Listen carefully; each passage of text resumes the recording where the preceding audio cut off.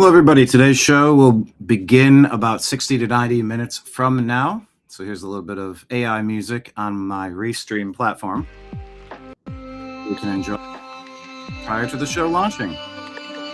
See you in a little bit. Thanks, everybody. Talking about the moon launch, Artemis 2, Strait of Hormuz, the bunker underneath the White House, and more. So join us. If you're watching after the fact, please go ahead. 60 to 90 minutes. See you as soon as I can.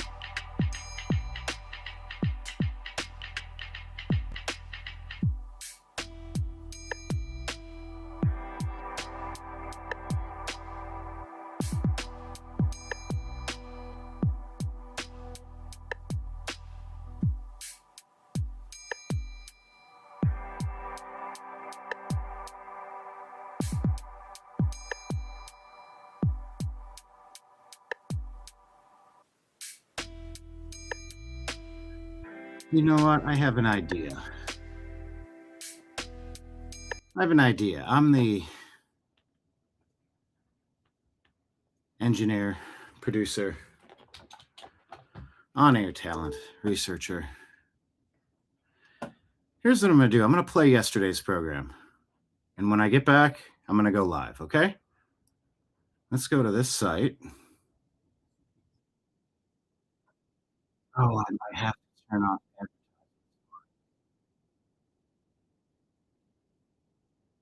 Yeah, I can do that.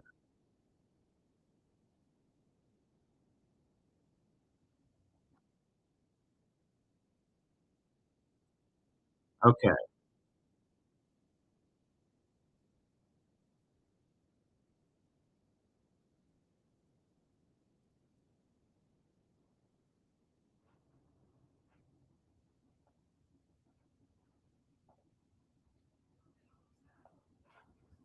Here's what we're going to do. We're going to play yesterday's show.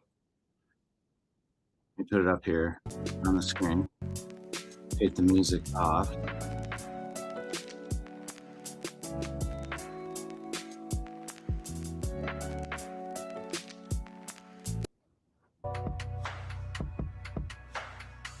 Okay, we're going to do it this way. I'm going to take these off for now.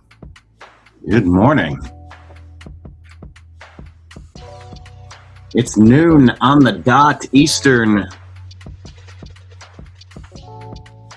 time. It is noon. And that, of course, means it's time for the TNAM Daily Show here on the new American media. Thank you all so much for being here. We decided to go live early just so we could have it up, just so we could get the feed where we needed it to be. Get the show squared away, kablamo. Nice and early, which means on time. Have you ever had personal struggles with time?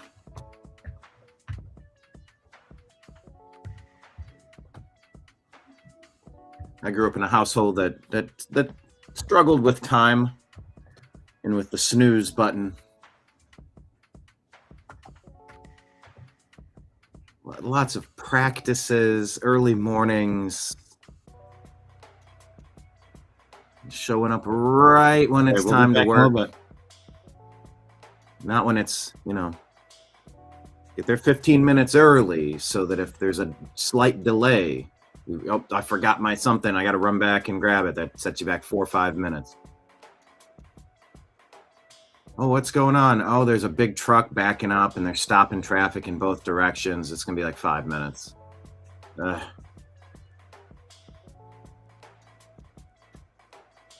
Have you had troubles with time? How did you learn to deal with time?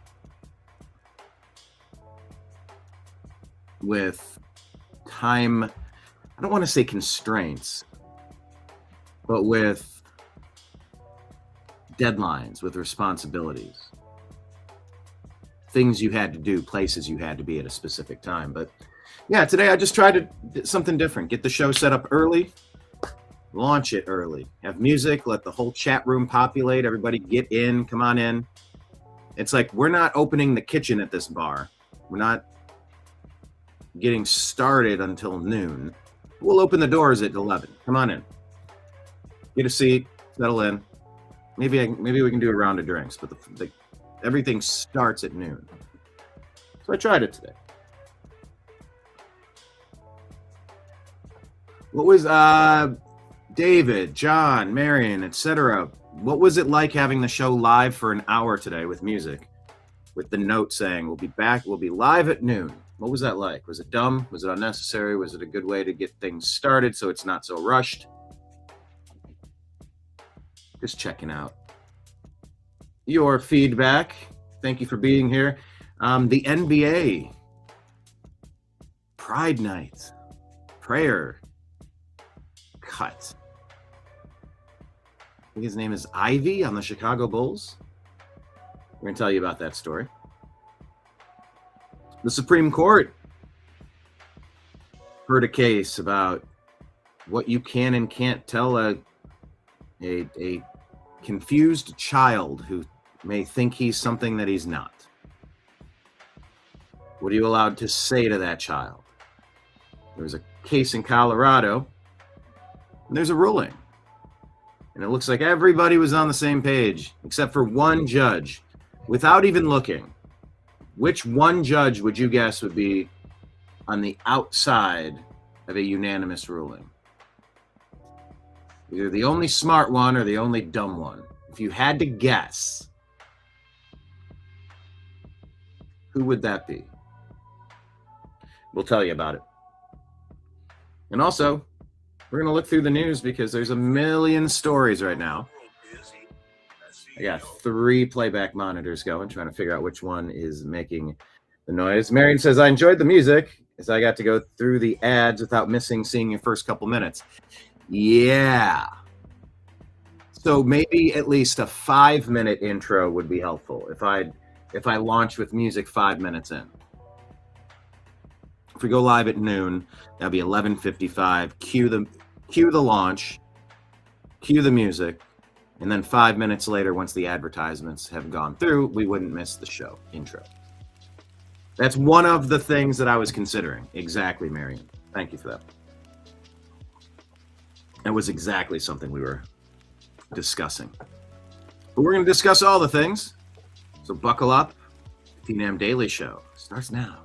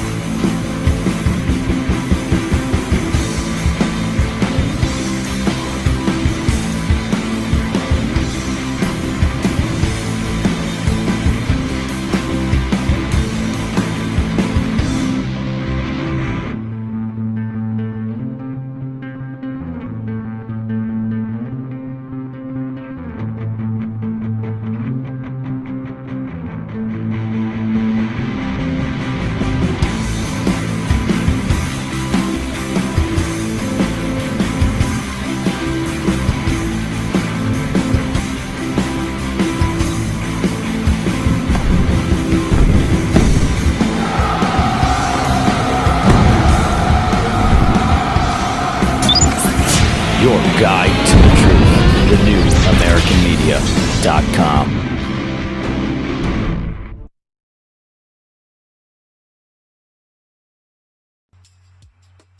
Thank you all so much for being here. Bar is open. I am your bartender. My name is Brian. I didn't do the official intro to the show, or I did, but I didn't show it on the screen. I like to do the snap.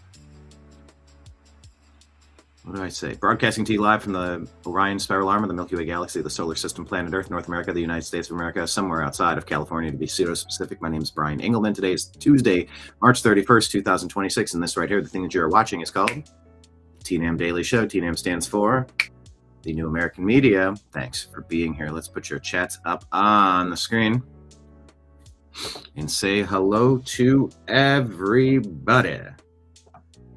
Thank you all for being here. Let's go to the stories. What is happening in the universe? Oh, before we get to the stories, let me put this up. It is the last day of the month. We do not want March to be the lowest number of super chats in the YouTube relaunch era window. That would be the last 7 months since we've been remonetized. Yes, YouTube stole our ability to earn an income for half a decade. That was Joe Biden, everybody. So for all the people, I'm out on Trump. I think his foreign policy, he's controlled by Israel. He's a globalist. He's taking us into. Okay. Oh, hold on. Narco terrorists taken out in Mexico. That sort of calmed down once that resolved, did it not? Venezuela, okay, they're gone, and now there's under new management. Venezuela's sort of settling down, and people are very happy that narco-terrorist Nicolas Maduro is gone. Okay, there was a lot of hand-wringing and freaking out. Was some of that unnecessary? Maybe so, maybe not. It might still be too early to tell, and that's fair. But this moment, is the world on fire because of Venezuela? It doesn't appear to be so. It seems like the product that's been moving into the United States to turn our people into junkies and zombies, some of that's gone. Here, let me turn up. I still have the music. Is it distracting, or could I keep the music in? Well, I guess if I start playing videos, I'll need to turn the music off. So I'll just, let me phase the music off. Yeah, we'll take it off completely. Okay. Kind of experimenting with the music there. So the concern over Iran is understandable. Also, let's wait and see.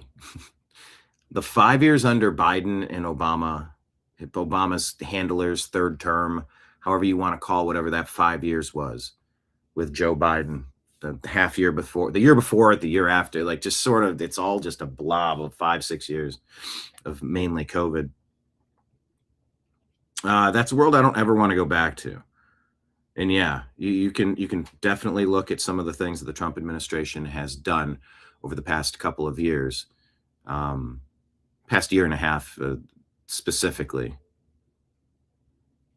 15 months maybe specifically. But what other option is there? Like, show me a viable option. I'm not putting Democrats in charge, and I'm not sitting home. I'm not turning my back on Trump. I can criticize and critique the things that I don't like, and I will do that every single time I get a chance to. But every single time I get a chance to is different than every single time that I can. When I get a chance to, it's because I've decided that it meets the worthy outrage level. Not every issue meets the necessary minimum for outrage. And that's part of what we're figuring out here. There are two Americas. That's the title of today's show. There's two Americas. Two wolves inside of America. Which one wins? The one that we feed.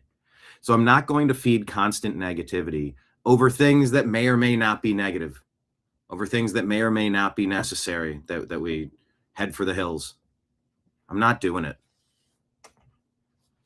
I think we need to be feeding some positivity, and we need to be pushing for answers in places that we're disappointed. But, I watched this No Kings rally, and this was over the same weekend that CPAC happened. CPAC didn't make headlines. No Kings made headlines. All right, so why isn't CPAC going and doing a nationwide blitz? And having local speakers and getting people fired up in American flags. Where's that effort? Who's putting that together? If the left can do it, the right can do it. And why not? Why not find a way to pay some patriots $200 a day? It's like, hey, come on out. Are you down with some of this stuff? Help us organize this. We'll put this thing on. That's what's happening on the left. Where is the counterbalance? Where is this happening? Where's this coming from on the right? We need to feed that wolf, or else the derpy No Kings thing is going to win. And I don't really think it's going to win. By the way, birthright citizenship being debated heavily right now. We've talked about that issue and how bad it is for America that two foreigners could fly in on vacation, pop out a kid, take them back to anywhere. That could be Israel, that could be Palestine, that could be Uganda, that could be England, that could be Russia, that could be Ukraine, that could be China, Venezuela, Canada.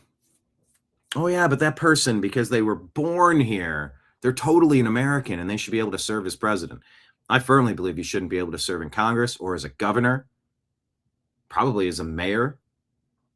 unless you were born in this country. If the president has that birthright requirement, it should be the same across the other major areas. Look at the foreign infiltration that we've had in Minneapolis, for example. A conquered nation literally changed your flag once you were conquered and started funneling billions of dollars out to Somalia. That is a conquered nation. That is cultural suicide. That money could be flowing to Ukraine. That money could be flowing to Russia. That money could be flowing to China. That money could be flowing to Iran. I don't care where. I don't want it flowing out of this country. I want Americans to be taken care of. I want a good system here where it's not so difficult to live a pretty good life. The inflation, since the Federal Reserve came in and started messing with our currency and allowing politicians to spend limitlessly to devalue our dollar, has been dereliction of duty. It's been borderline treasonous. David, yes, in the comments we were talking. I think I briefly mentioned Canada as one of the potential places. Canada trying to go door to door to confiscate guns. Yes, I played a clip, I believe, on yesterday's show. Canada, we need you strong. I don't know how you've been overthrown, but you've been overthrown. These are not civil liberties that are being protected. This is something disastrous for your nation. Your national sovereignty has been defeated with unbridled migration, intentional population replacement. It's been happening all across this planet. Maybe not in China, maybe not in Japan, maybe not in Russia, maybe not in Poland, maybe not in... There's places where this hasn't been, but this has been the 20-year Obama doctrine plan. Not that he's the mastermind genius of it, but I think in a way he has been. He's been a key contributor to it. You blend all cultures, you tear down historical statues, you just rename things. Everybody's the same. There's no difference. You're damn right there's a difference. Actually, you're damn wrong. There is a big difference. Cultural practices matter. You want to be barbaric and do some awful shit, you do it over there. And you're lucky if we don't go over there and stop you from doing it. But don't you bring your weird shit over here. We have a right to have a normal nation with normal people, cool people, good neighbors, expectations. How about a purchasing power of our currency? So you don't need two people to work full time where you never see each other. Try to have some kids you can't afford. You put them in daycare so they can be smacked around by some... What pejorative could I use? Minimum wage employee that doesn't like children. And you send them off to get 8-hour-a-day indoctrination. Constant course correction, smacking on your fingers with a ruler by the tattooed, purple-haired activists on the fringes of society, pushing all sorts of weird shit on your kids. We should be raising our kids to be normal, awesome, productive, helpful people in our society. And we've been stripped of culture and society. And it's been intentional. But we got to feed the wolf that we want to win. So I'm gonna stay as positive as I can, despite all these negative stories. You show up here every day. Oh, speaking of showing up here every day, I forgot to put that at the bottom of the screen. This is the TNAM Daily Show. As your friendly bartender, I do put out our tip jar. I'll pass the collection plate at my church service. Maybe, that would be weird if I turn it into a church, but maybe I will. You can go on Patreon at the New American Media, or YouTube and Rumble, and you can do a monthly subscription. Thank you to everybody who has. And if you haven't yet, please consider doing so. Today could be the day, and it'll pop up in my email. I'll be like, oh, so-and-so just signed up to be a monthly member. Be like, yes. Like $5 a month to do that is like $60 a year. That's, when I go into a bar, I tip $5 very quickly. That's like in one night. And it's very easy if you go out to dinner and you hang out for a couple of hours, you're enjoying the ambiance and the whole experience, run up a tab, $100, $20 on 100. That's very easy to do. So the minimum ask on some of those monthly contributions is very low, is what I'm saying. $5 a month, $10 a month on Patreon, I believe. Please consider that if you enjoy your time here. Also, Rumble rant tips and super chat tips. We are still on our last day. Today's the last day, everybody. $15 short of our lowest month since our relaunch of YouTube. So if anyone wants to toss a super chat in, I think $15 once they take the fees out should make the difference. 20 would definitely do it.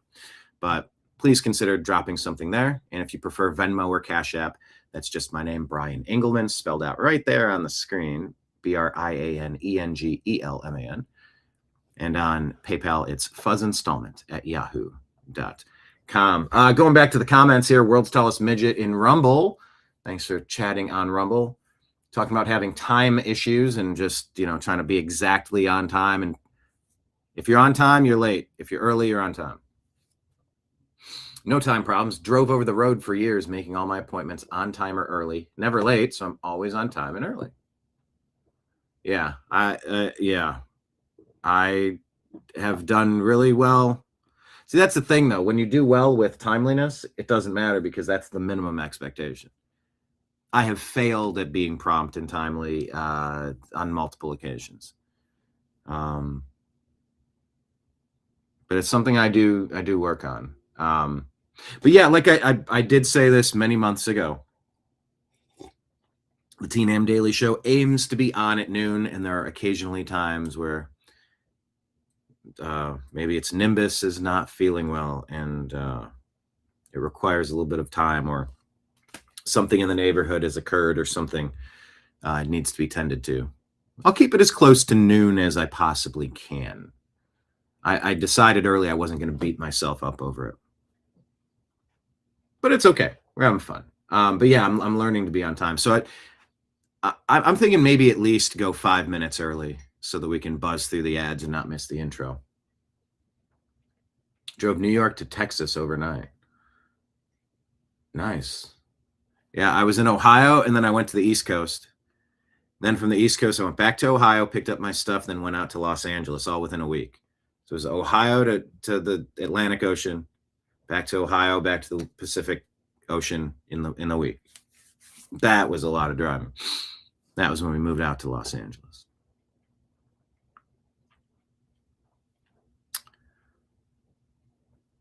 Lake Leon says people buying into fake news overtook Canada. Yeah, poor Canada. Things are out of control in Canada. But even that won't wake up the mentally ill there. The TNAM Church of Truth. Oh boy. All right, put that on the list, Jamie. Consider doing that. Yeah, I know. That's true. The right, who are the normal people, they have to work for a living. That would make it tough for people to just show up at these rallies. But you're telling me there aren't motivated activists on the right that, especially if you made $100, you made $150, $200. Yeah, I mean, it's like minimum you need $300 a day when it's all said and done and spliced and diced to survive on this planet. According to my math, $200 a day if you work 7 days, $300 a day if you work 5 days a week.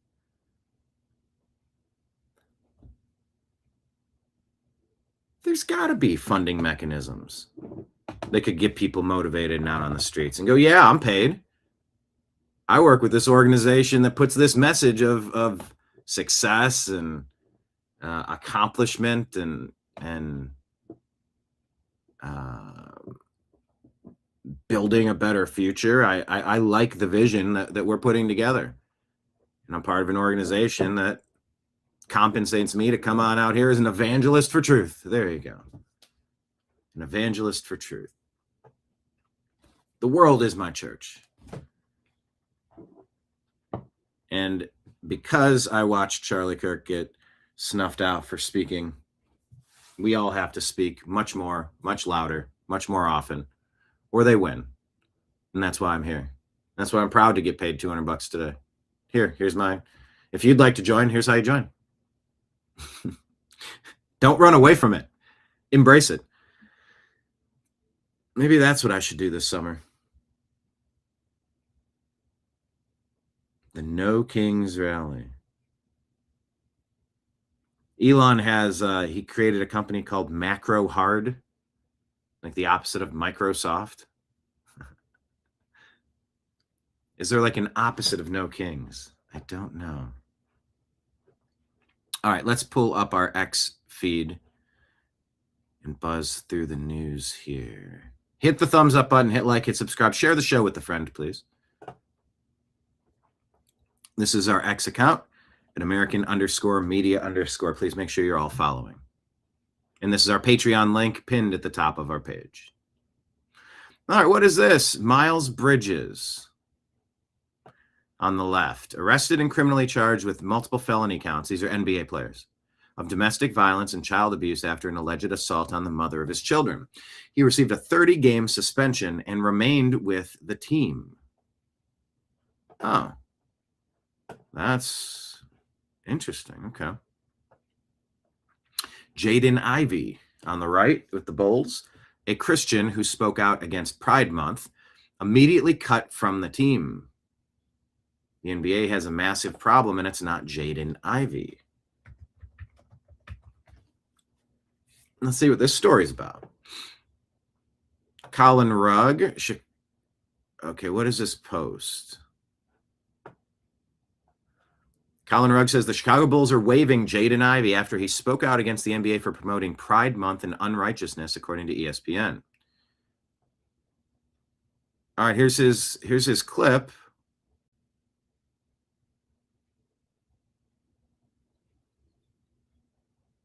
Here we go. You know what? You're going to try to... Here's the deal. Here's the deal, world. You try to silence people, we're going to talk about them tenfold.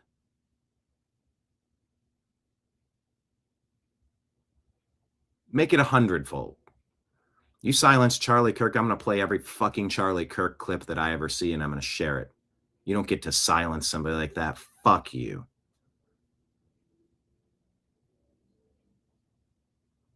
You try to assassinate President Trump. You drum up 3 bullshit charges on him to throw him in jail so you can Epstein him, silence him because he was a wrench in the gears of your garbage machine. Fuck you. Yeah, I'm going to multiply that message. You silenced me for half a fucking decade as I spoke out about COVID, the thing that killed my mother and my brother, calling out Fauci, the bioweapons labs in Ukraine and Wuhan, China,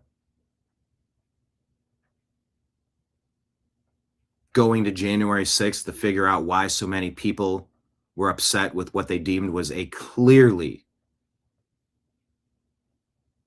untrustworthy election, a selection of Joe Biden. You silenced me. You took my voice away. You took my ability to earn a fucking income away. I admit I'm not a Jaden Ivey super fan. I don't know everything about him. I know in this case, he had thoughts, and it seems like he was immediately cut from the team. You silence us, we're all going to speak out. You silence John McAfee, we're going to speak out. You silence Edward Snowden, we're going to speak out. You silence, geez, I can see him. Julian Assange, we're going to speak out. Khashoggi, we're going to speak out. JFK, we're going to speak out. RFK, we're going to speak out. You fucking tried to explode Trump twice, once on a golf course, once at Butler. Secret Service allowed it.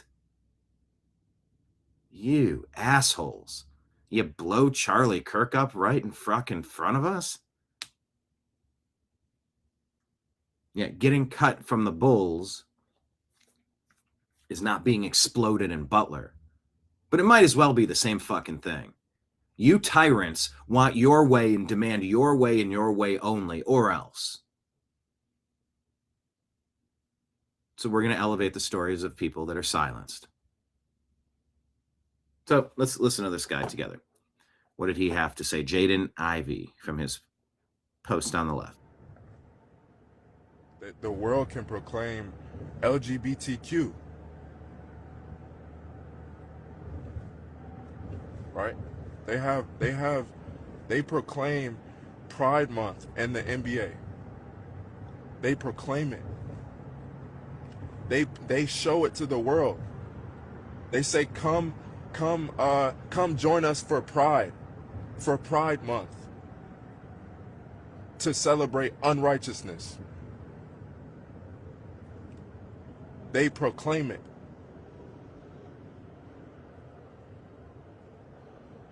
They proclaim it on the billboards. They proclaim it in the streets. Unrighteousness. So how is it that one can't speak righteousness? How is it one that how are they to say that man, this man is crazy? I'm not the Jay I used to be, but the OJ is dead. I'm alive in Christ. No matter what the basketball setting is, I'm born again, the Holy Spirit. I've been saved by Jesus Christ. No matter what, how many DMPs I don't get to play, or no matter how many points I score, those things are a temporary thing. So he says that,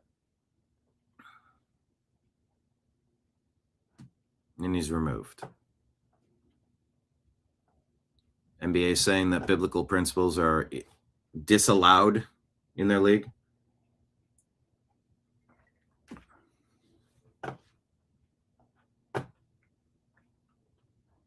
He's speaking out here after being waived by the Bulls, setting the record straight. The Bible is true. They said the Bible is true. They said my conduct is detrimental to the team, right? Why didn't they just say we don't? By the way, tell me in the comments. I agree that this guy should have been fired for what he said. In the comments, do you agree or disagree? I agree that this guy should have been fired for what he said.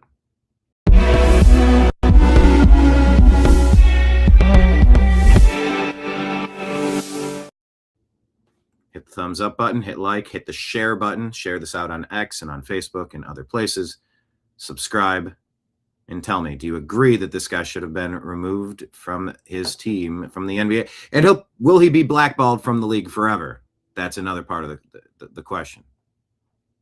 Right? Why didn't they just say we don't agree with his stance on LGBTQ? Why didn't they say that? Well, how is it conduct detrimental to the team? What did I do to the team? What did I do to the players? I did nothing but practice with them, play with them, pass the ball to them, good teammate to them. Said good job, good shot. I said good job, good pass, way to play, bro. Right? I said these things to my teammates. It was never detrimental to them. So why is it that the NBA and the Chicago Bulls say that I'm detrimental to the team? How? Because I believe in the truth. Because I know Jesus is the way, the truth, and the life.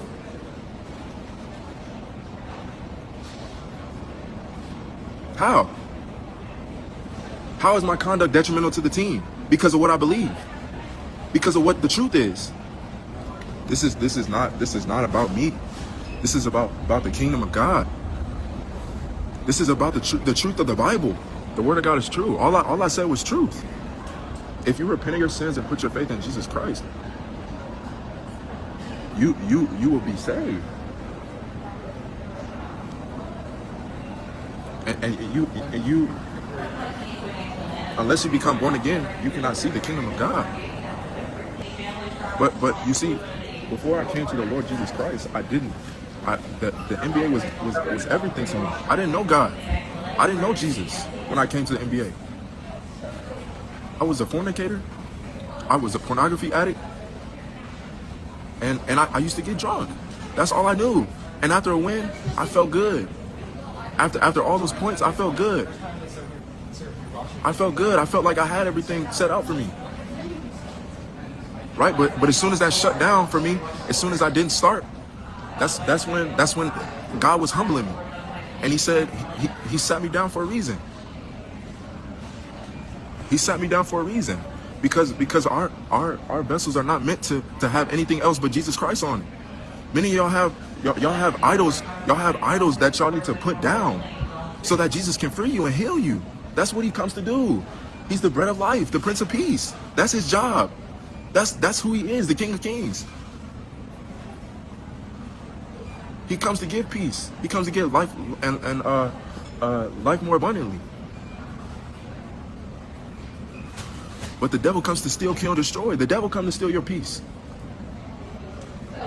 The devil comes to steal and people to commit suicide. That's what the devil comes to do. But Jesus destroyed the works of the devil. Jesus destroyed the works of the devil.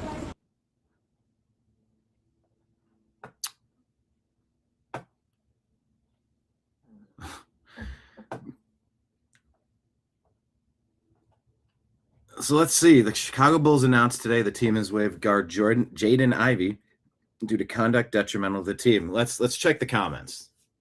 What do the comments say? Hold on. How do I get to the comments? Where is the quote? There we go. Your anti-Christian bigotry is noted, says Molly Hemingway. What? And I can't stress this enough. The fuck?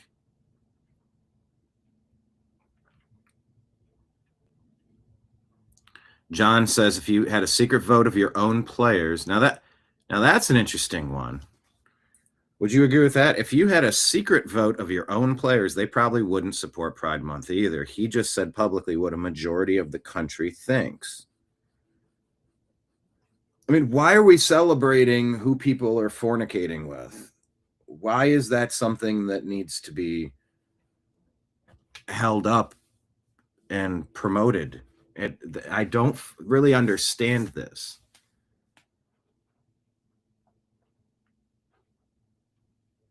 And in the comments, you seem to agree as well that this person should not have been taken off the team.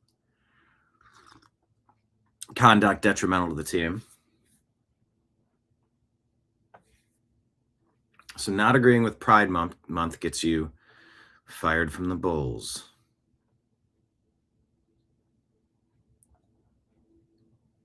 Let's see. Garbage decision. Whole NBA is unwatchable trash. I've never seen a professional sports team commit S in such a public and unashamed manner. What did he do? Start winning?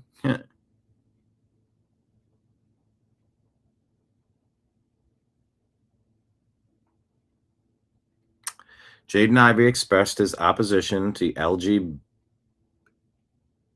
ideology being forced upon people. He stood behind his beliefs. The Bulls declared that was conduct detrimental to the team. What a disgrace. Renamed the team to the Chicago Bullshit. That's kind of funny.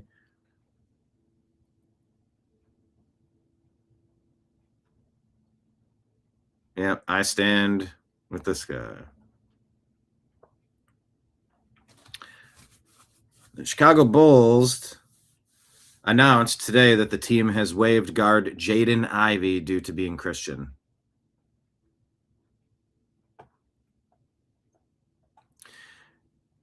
Sunshine says, shameful. I hope he sues you into oblivion. In the meantime, boycott the Bulls and their merchandise. It's interesting, this part. Liberal virtue signaling. Hate has no home here. Yeah. Unless it's hate for Trump, because we support that, and his supporters, because we hate his supporters, and we hate white men, and we hate Christians, and we hate conservatives.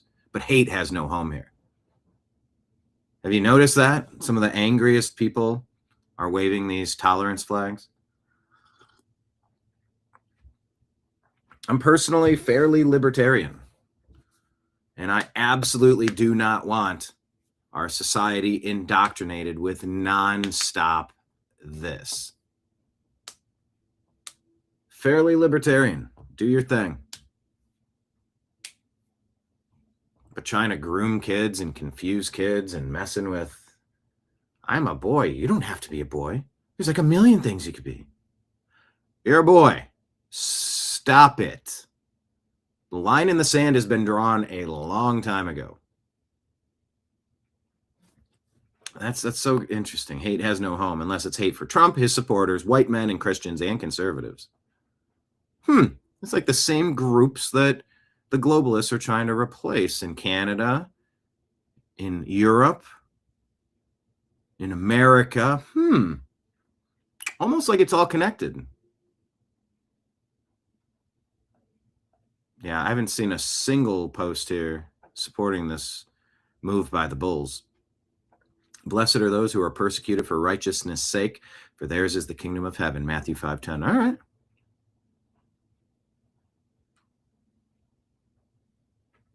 Oh, what is this?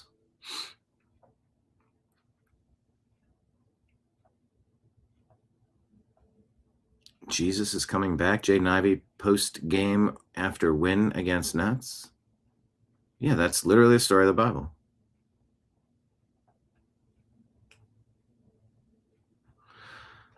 All right. What was his detrimental... Colin Smothers. What was his detrimental conduct, Chicago Bulls? Was it abandoning a baby mama? Was it drunkenness? Was it physical abuse? Was it recklessness or disorderly behavior? No, that won't get you kicked out of the NBA. Ivey's crime was being a Christian in public.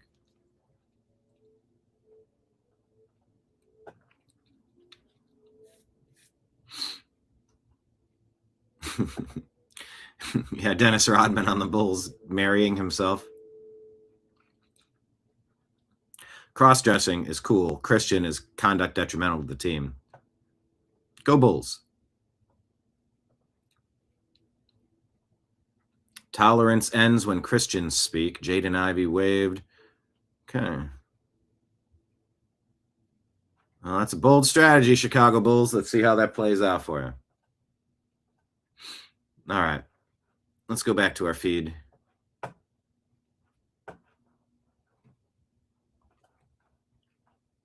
Interesting.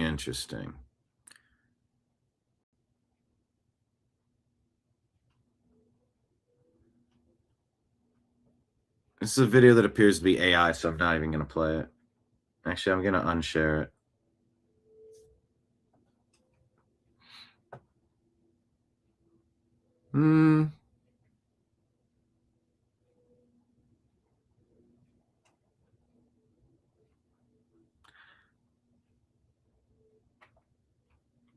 Okay.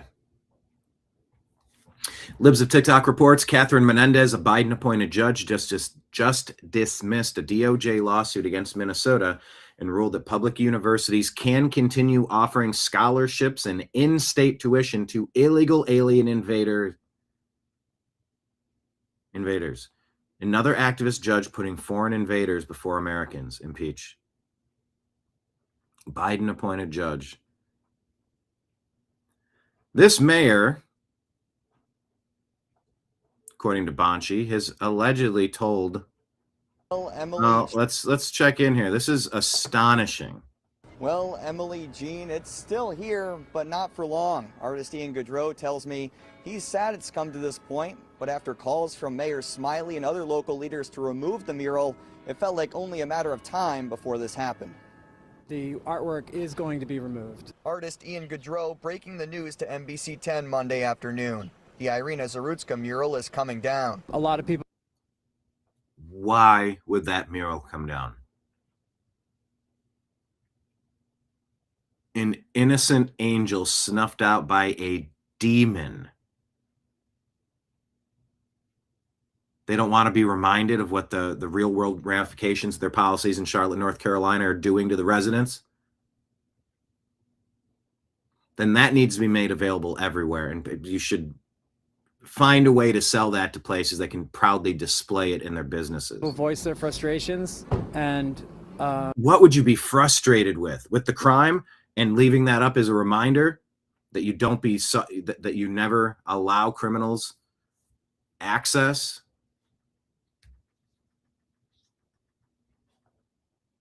Unreal. And voices were heard, and the work is coming down as a reaction to that. Well, Unreal.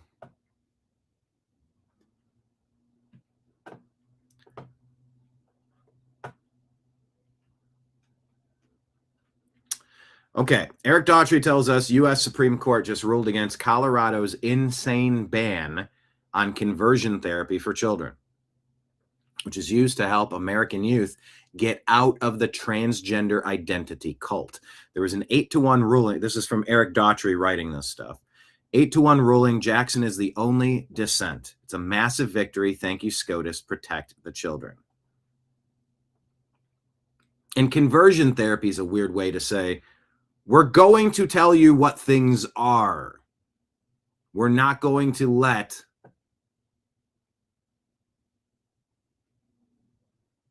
these crazy indoctrinators scramble the eggs in your brain. You're a boy, you're a boy. You're a girl, you're a girl.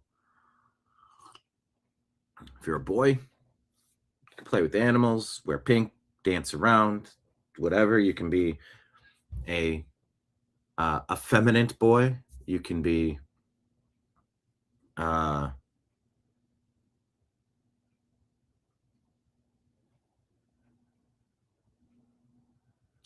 woman, and you could be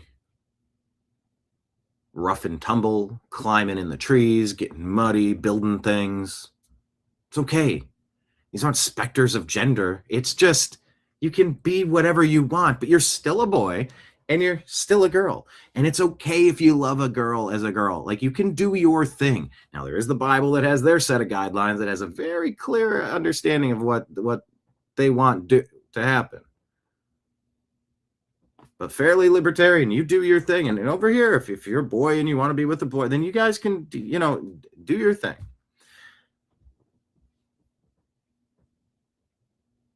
But calling it conversion therapy to try to just remind people, like, despite previous teachers or things you've seen on the internet that trying to convince you, oh, I'm non-binary, I'm a million different things all at once. That's called the human experience. We don't need these extra terms to confuse the kids. Stop confusing the kids. They turn 18 and want to get into anything they want to, whether it's tattooing your eyeballs, putting a tattoo across your forehead, chopping off body parts. If you want to use your money to do those types of things, that's sort of up to you. I would advise against doing some of these things, obviously. But calling it conversion therapy is a weird thing. That's just kind of weird. Kate says, thank God, but let's be honest, Justice Jackson has no business on the Supreme Court. She rules not on the law or Constitution, but on whatever activism she supports. Case in point, her lone dissent against Colorado's conversion therapy ban, she'll always rule in favor of her activism.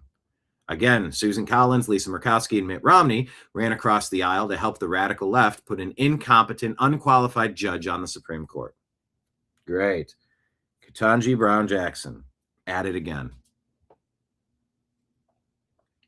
Megan Basham, New York Times author. An interesting side note in this case, the woman who formerly ran the Rosemead Counseling Center at Biola University filed an amicus brief in this case that took the same position as far-left Justice Jackson. She didn't want Christian counselors to be able to tell gender-confused kids that God fearfully and wonderfully made them male and female. She didn't want Christian counselors to be able to help kids overcome their gender dysphoria and embrace their created identity. After I reported on this at Real Daily Wire, she was removed from her position. That is the power of real journalism, investigating Christian institutions. It isn't done to attack them, it's to preserve them. So sometimes when you're attacked, it's not to destroy you, it's to preserve you. When there's a big wind, there's a storm system that blows through and it shakes all the trees. It's not meant to destroy all the branches that fall down. It takes down the weak, the dead, the decayed. It shakes all the dead out so that there's room to keep growing. Garth Brooks had that song, "Some of God's greatest gifts are unanswered prayers." So that's interesting. She reported on it. Then she lost her job, but it wasn't about attacking them. It was preserving them. Colorado tried to ban conversion therapy for sexual orientation or gender identity, but it's unconstitutional. Jackson, the lone dissent. Greg Price tells us Justice Jackson wrote a 35-page dissent in Childs versus Salazar about how it should be constitutional to ban counselors from telling a boy he is not a girl. Can you believe that? It was longer than Justice Gorsuch's majority opinion and Justice Kagan's concurring opinion combined. For somebody that has nothing to say, she talks the most, which is sort of a tell. If you're talking that much, you might not really have anything to say.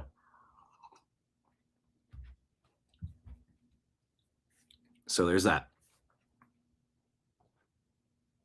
Eric W. says, Justice Gorsuch drops some history on Justice Jackson, the sole dissenter. For a long time, being gay was seen as a mental disorder. Under Jackson's theory, that would mean that states could ban therapy meant to help gay people, regardless of later changes in science. Yikes.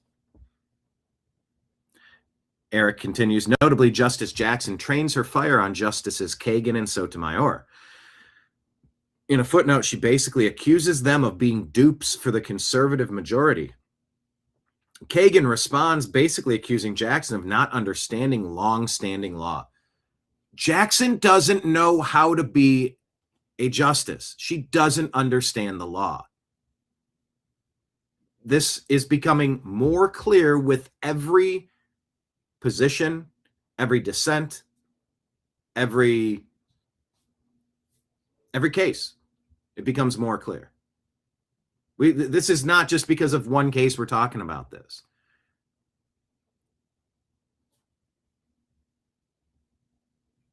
The Ketanji Brown Jackson appointment to the Supreme Court, a place where you've really, this is the place you're supposed to have your shit together.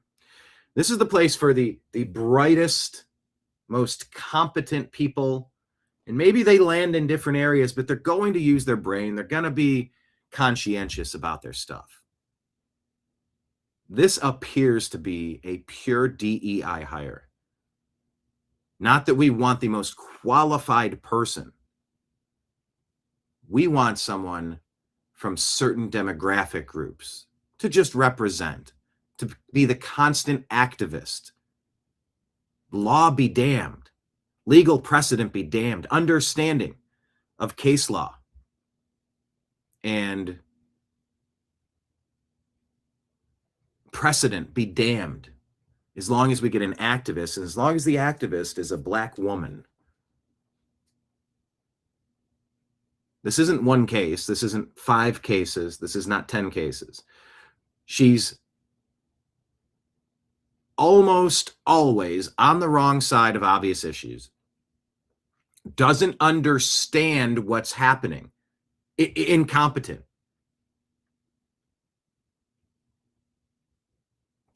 Talking the most, writing the most, saying the least. These are things that have a established track record now. And this will go down as a case study of why you never let Democrats get anywhere near positions of power again. They believe so strongly in their hearts things that don't make any fucking sense.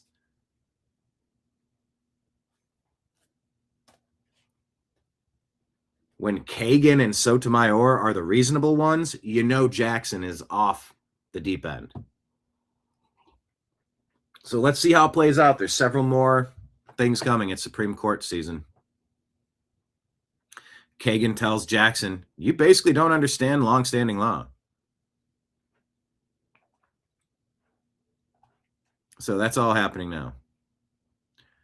Kagan's concurring opinion attacks the dissent of her fellow liberal Justice Jackson.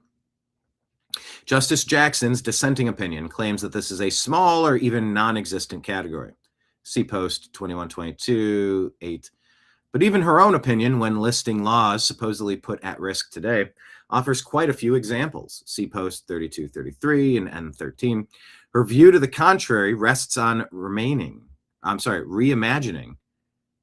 and in that way collapsing the well-settled distinction between viewpoint-based and other content-based speech restrictions. She just doesn't understand the law. And her peers are pointing this out. It's embarrassing.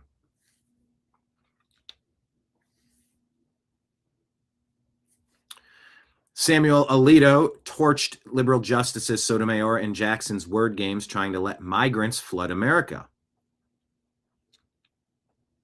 Let's take a listen, because now we're talking about birthright citizenship. I believe that both you and Justice Sotomayor and Justice Jackson on several occasions have used the phrase arriving at. Like you said, you arrived at your house, but that's not the term that is in the statute. Do you think there is no difference between arriving at a location and arriving in the location? Does a person arrive in the house when the person is not in the house and is knocking at the door, asking to be admitted to the house? Yes, I think here the door is open. The officer is standing on the other side of the threshold. Oh my God, this just makes no sense. Leave. That depends upon what your definition of the word is. I'm allowing myself a little cautious optimism that birthright citizenship is going to be more clearly defined.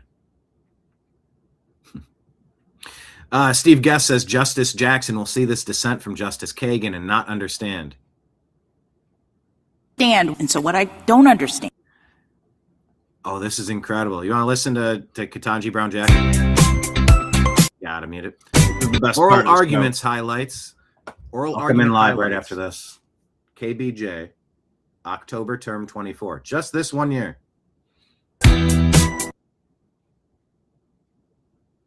I don't understand. Can I just understand? And I don't understand. And so what I don't understand, I don't understand your argument. I'm just trying to understand your answer. I don't understand. I guess I don't understand. I guess I don't understand. I don't understand. And I'm just trying to understand. I don't understand, but I'm just trying to understand. Don't you want somebody that understands things to be kind of ruling and judging on things? Isn't like understanding one of the main things you're looking for? I'm trying to understand. So I'm trying to understand. I'm sort of with Justice Kagan trying to understand. I don't understand. I don't understand because I'm still trying to understand. Maybe I'm just not understanding. I don't understand. I'm trying to understand and I don't understand. I was just trying to understand. So I guess I don't understand. And I guess I don't understand. I don't understand. I'm struggling to understand and I don't understand. Can you help me to understand? I'm sort of with Justice Alito in trying to understand, but I don't understand. I mean, I don't understand, like, I'm just trying to understand. I guess I'm just trying to understand. I don't understand, nor do I understand. I don't understand what I don't understand. So I'm misunderstanding your rule. I'm just trying to understand, and I'm trying to understand. I don't understand that. I don't understand. So I don't understand. I don't understand. I don't understand. I don't understand why not. I don't understand at all. So can you help me understand? I don't understand. I don't know if anybody can help you understand. You seem to be very confused on everything, Justice Jackson. I don't understand. I'm just trying to understand. I don't understand. I don't even understand. I don't understand. I don't understand. I don't understand. I'm just trying to understand. I guess I don't understand. I'm trying to understand. I'm just trying to understand. I'm trying to understand. I don't really understand. I guess I don't understand. I don't understand. I don't understand. I don't understand. And what I can't understand, I don't understand. I don't understand. So I don't understand. Can you help me understand? So I don't even understand. I guess I don't. Guys. I don't understand. So I don't understand. So I guess I don't understand. So help us to understand. I don't understand. I'm trying to understand. But I don't understand. I don't understand that at all. I don't understand. I don't understand. I guess I don't understand. I don't really understand. Help me to understand. This should be the advertising campaign that Republicans play. And say, when you elect people to office, they will select Supreme Court nominees. People who either understand things or people who don't seem to get it at all.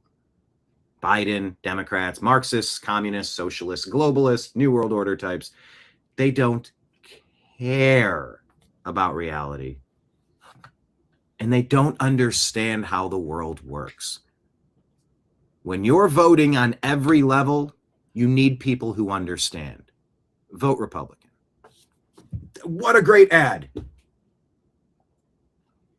I don't quite understand it. I guess I'm not sure I understand that. And so I guess I don't understand. I don't understand. I guess I just don't understand that. Who's that guy? Can I understand? So can you help me to understand? I'm just trying to understand. I don't understand. So I'm just trying to understand. And I don't understand what I'm trying to understand. And I don't understand that. So can... Yeah, Steve said Justice Jackson will see this dissent from Justice Kagan and not understand. All right, so here's what I understand. We are getting the show off the ground a little at a slightly different time today, battling rain and had to take care of some stuff. So that's done. We're about ready to begin today's show. What I do understand is that in the chaos of setting the show up, I don't think I monetized the show, so please hit refresh. You can do it now. I'm going to play the intro to today's program. I also need to, hang on, let me see. Hit refresh. Add advertisements to yesterday's program. And that is set. So please hit refresh if you've been watching this time. Great show from yesterday. Yes. Yeah, Brian and Jamie in the same shot. That's pretty accurate. I'm a man who wears many hats. Go Tribe. Tough night yesterday. All right, let's see. Yeah, Jamie, get your own show. Exactly. All right. So if you have been watching for a little bit, I just changed the setting. Hit refresh on YouTube so that the advertisements play. So it's a penny in the wishing well. Because, hey, wishing wells need some love. March has wrapped up. We want to start April on a bang. Artemis 2 going out to the moon. And we have Rumble rants and Super Chats and Patreon subscriptions for the people who support this show to the moon. That's the game plan. So thank you all for being here. Marion refreshed and got an ad. Thank you for doing that. And make sure everybody hits the thumbs up button. Sometimes that's something that gets overlooked, forgotten about. And your comments are always appreciated. So let's begin the show. Broadcasting to you live from the Orion spiral arm of the Milky Way galaxy, the solar system planet Earth, North America, the United States of America, somewhere outside of the Artemis 2 mission launch site, Earth. My name is Brian Engelman. This is April Fools, the beginning of the new year. Or all you fools aren't celebrating the new year at the right time. You fools. It's rebirth. I've been outside tending to the trees, the yard, the shed, the garage, the pests, the fertilizer, the seed. Happy April, everybody. But I said broadcasting to you somewhere outside of the missile site or the moon mission from Artemis 2 site. My name is Brian Engelman. This is April 1st, which is where I got off track. And this right here, the thing that you are watching is called the TNAM Daily Show. TNAM stands for the New American Media. Let's make it big.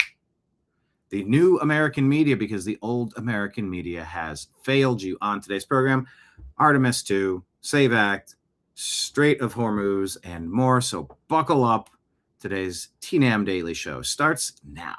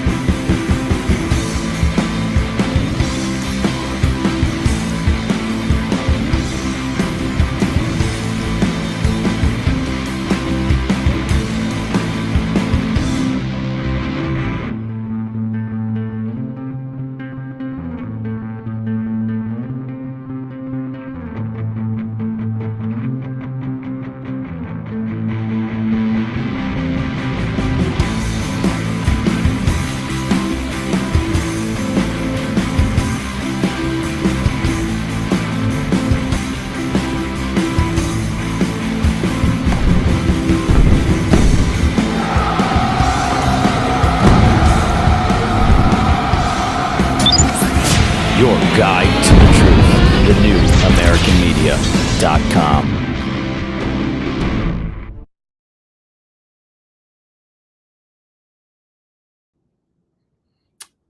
Thank you ever so much for being here today. Hit the thumbs up button, hit like, hit subscribe, share the show with a friend, share it on X at American_media_. And like I said, consider signing up. At least do the free version of Patreon. And thank you as a new month has dawned. We usually post twice on Patreon. And it's starting to come in real handy necessary is the term. But yeah, the Google ads are coming through, the Rumble revenues coming through, trying to get Kick set up and Twitch, DLive, and all of these other sites. We need a few more followers on Instagram so that we can go live there. But your support is crucial. It is appreciated beyond what words can describe. So thank you all who let the advertisements play, who drop Rumble Rant tips and Super Chat tips. Also, I'll put it on the screen and we will get on to our news. We also have Venmo, Cash App, tip jars. This is me. I'm Brian, the bartender. We're talking about all the stories on the news screens behind us. That's what we do Monday through Friday, usually at noon, sometimes a little early, sometimes a little late, depending on things, because life does that sometimes. But yeah, Venmo, Cash App is just my name, Brian Engelman, and PayPal, fuzzinstallment@yahoo.com. That's all scrolling at the bottom of the screen. Yes, Marion, that was a great April Fool's Day joke to fool us with yesterday's program. Yes. Yeah, I figured I would just get it started and drop a comment, let people know, like, hey, I got to do this now because when I'm done with this, I'm not going to have enough time to finish that, probably. And it's one of those, you got to put the seed, you got to cut the grass. Then you got to lay the fertilizer and the seed for the patchy areas that need some seed right now before the rain. We're going to get the rain coming up. So that is what necessitated the audible on today's program. All right, let's get into the news. Let's check our Instagram feed first. I had a couple stories to share with you on Instagram. Please interact with our posts on Instagram. Please reshare them on your Instagram. It helps when you click the plus button and then you share it to your story or however, I don't know, stories and reels and this and that. Just share it on yours. It helps get the word around. Need a few more follows so that we can go live over there. But we're getting close. Last year, we had a goal to remonetize that YouTube channel, and we did. After 5 years of stealing thousands of dollars from our operations, and that whole misery of Joe Biden strong-arming the tech companies to silence voices that they didn't like. That's what I was fighting. We accomplished that goal. We were able to restore the YouTube channel to some of its former glory, which is good. We're consistently cranking out shows. We're consistently covering the news, and we appreciate all of you being here. Let me put chat up on the screen. And let's talk about what President Trump said. Having been a resident of Los Angeles, California for roughly 15 years, the place is always going to be something special to me. I understand how poorly it's managed, which is,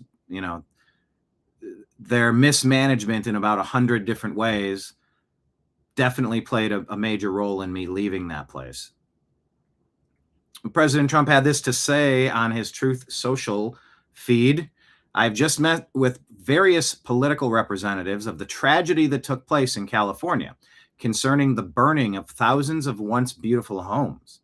It was brought to my attention that the insurance companies, in particular State Farm, have been absolutely horrible to people that have been paying them large premiums for years, only to find that when tragedy struck, these horrendous companies are not there to help. I have asked the administrator of the U.S. Environmental Protection Agency, Lee Zeldin, to give me a list of the companies who acted swiftly, courageously, and bravely in order to make their clients happy. And even more importantly, in order to fulfill their legal obligations, likewise, I've asked those companies, likewise, I have asked to see those companies that were particularly bad. The names of some surprise me, but in the world in which we live, nothing really surprises me. State Farm and others should get their act together and treat people fairly. The government is looking into this matter as we speak. President Donald John Trump. You can consider that a warning.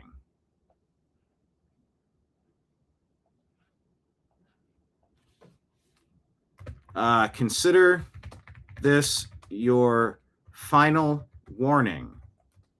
Thank you for your attention to this matter. Make California great again. You don't think people are paying attention now when President Trump talks?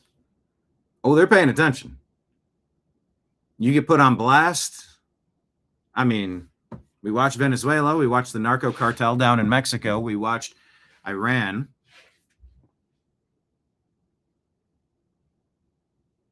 And look at that, fighting for the little guy. I know, the little guy that owns the $17 million home in the Pacific Palisades. Oh, the little guy.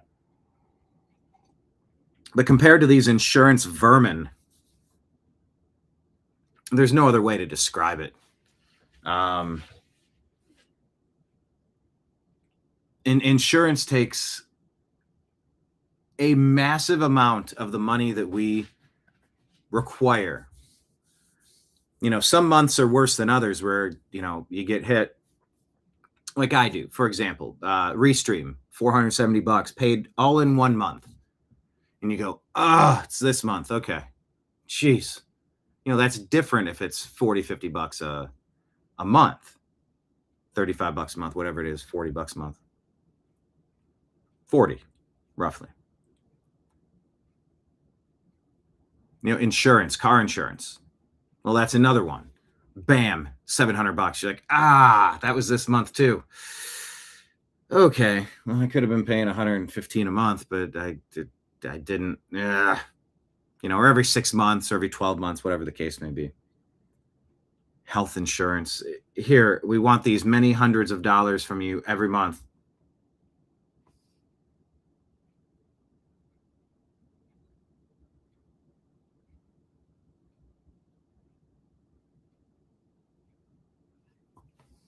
Insurance companies that aren't going to pay up when they need to, there's almost nothing lower on earth. They collect premiums on automatic payment just forever. And man, when you need some help, you need to get it. You need to get it quick, and you don't need these roadblocks and little tricks, little sneaky things they do to try to get out of paying. I think this whole insurance industry needs a revamp, and that's part of what I believe what President Trump's trying to do. I'm not going to hold my breath on the Republicans in Congress to get anything meaningful done on health insurance. But if there's money that needs to be paid, shouldn't it be paid directly to the person, and then they can shop around for the best price? When it goes to the insurance company, the price you pay as an insurance user, 5 times more, 3 times more, 10 times more, 50 times more. You've seen various versions of these stories. Oh, that's going to be 15 grand. 15 grand? Yes, 15. Who's got 15 grand laying around? Oh, you don't have insurance. I meant $150. You go, what? Because the insurance companies have this scam where they just keep collecting more and they keep raising the price of everything.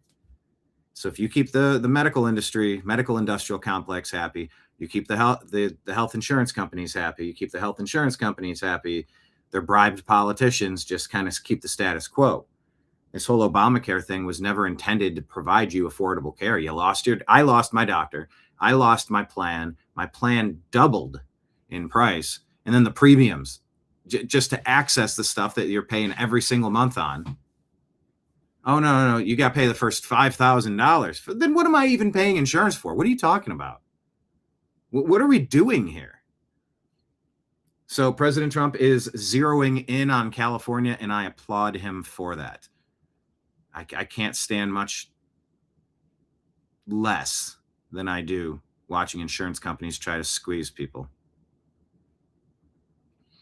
Okay, here's a story. I'm going to research this and see if this is true. I don't know this Ashley Y account.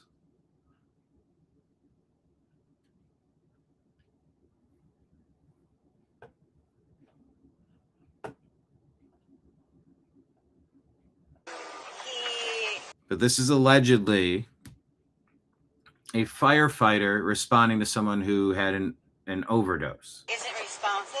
Okay. I gotta get some info on this. They gave him Narcan and he popped right up. So I don't know if you guys want to do anything with that. Hey, Houston, buddy. I'm right here. You went unresponsive. And you're agonally breathing, which means like laborious, like pre-death breathing. They gave you a little bit of Narcan, which treats opioid overdose. I'm not saying that you did anything intentionally or illegal. What I'm going to do, bud, I'm going to pat you down, okay? You're not in any trouble, but I need to make sure nothing's going to happen with them, okay? All right? Wait. All right, so I see this going around. I'm typing into Grok for confirmation. Hang on, let me post the video link. I'm going to see if Grok can... Is it real? I just assume everything is fake. My initial query, no, this video is not real. AI generated or heavily edited or staged content.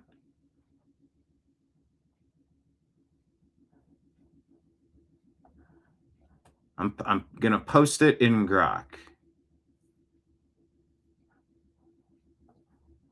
Or here, I'm going to post it per Grok. So allegedly someone who comes to in a coma or an overdose state, rather, near death, revived and then was shot and K'd by the person who was revived by the firefighter. I checked twice. Grok says this is not an accurate video, so I don't need to play it. But we put here on the side of the screen per Grok, no, this video is not real. The Instagram post is heavily edited or staged content or AI generated. So if I see this story again, we'll talk about it. What's real anymore? I don't know. But that's what we do, David. We gather and we talk. We talk out the stories. A share does not equate an endorsement or us confirming anything is real. It's just stuff that people are talking about, and we're going to talk about it too. I believe we're still allowed to do that in this world. What's real anymore? I don't know. All right, well, I won't play it, but it's very Fox News. Remember what they took from us.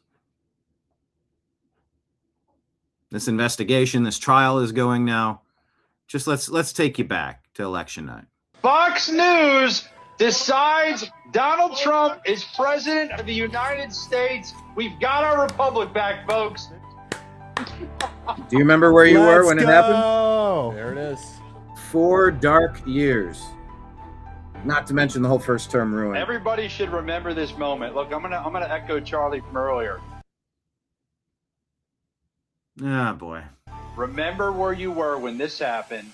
Remember where you were when you realized that the Uniparty and all of these, just the establishment. Ah, it was such a relief. That Democrat regime under Kamala and Biden was unlike anything I've ever lived through. I never thought I'd see stuff like that in America. You said it's time to actually participate, and look what you guys have done. And if anyone deserves to get tears in his eyes, it's Charlie. I think we all agree. I think Erica was chopping some onions or something in the break room. No one has worked harder than Charlie for this. We gotta hear some words here from you, Charlie. And so what does he say? What does he say? Nobody worked harder on that campaign than him. I mean, in the top 100, obviously. What does he say? You put all this together, my man. Let's hear it. I am just humbled by God. It's all God. All God. Humbled by God's grace. It's all God. God alone. God alone. That's all I can say. And that's all I can say. I think a little humility goes a long way. Decision desk has it. Pennsylvania. It's done. Too much music in the background, so I got to keep pausing it. But remember what they took from us. By the way, and just so we're clear, my understanding of that report that came out yesterday saying that they couldn't link the bullet fragment to the weapon that was used, it's an inexact science.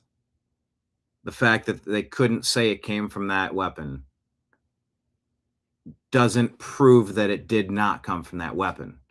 It's shattered. Like we've heard about the magic neck, and whether you believe the official story or not, as it was reported yesterday, it almost made it seem like it's confirmed that that gun did not shoot the bullet that killed Charlie Kirk. That's not what that report said. It just said it was badly mangled and they couldn't match it. That doesn't mean it wasn't from there, which isn't to say that it wasn't a lapel pin, that it wasn't something from the crowd. It wasn't a different, it could have been different things. We appear to see who they're pinning it on and what weapon they're claiming he had. And then he disassembled it. Then he put it down his pant leg, but he didn't. But then he did. Then he took it and disassembled it, or put it back together after disassembling it, and left it by a tree, and then went and had food at a fast food place that's closed down, but it's the wrong one that's closed down. So, the whole thing is clear as mud. And the mud being slung between Candace Owens and Erica Kirk, it's just not good. It's either not good because Erica was involved, or it's either not good because one of Charlie's former best friends, confidants, and colleagues is attacking a grieving widow who had nothing to do with her husband's assassination. It's just not good.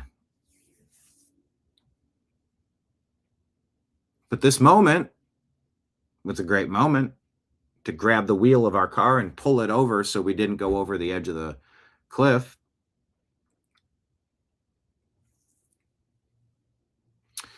David, I was hearing that after the call to prayer for America on May 17th, it's go time.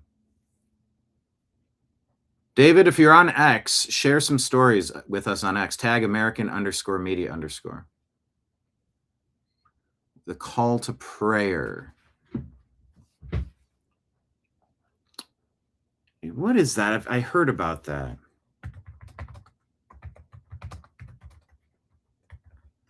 Man, would go time be good right about now?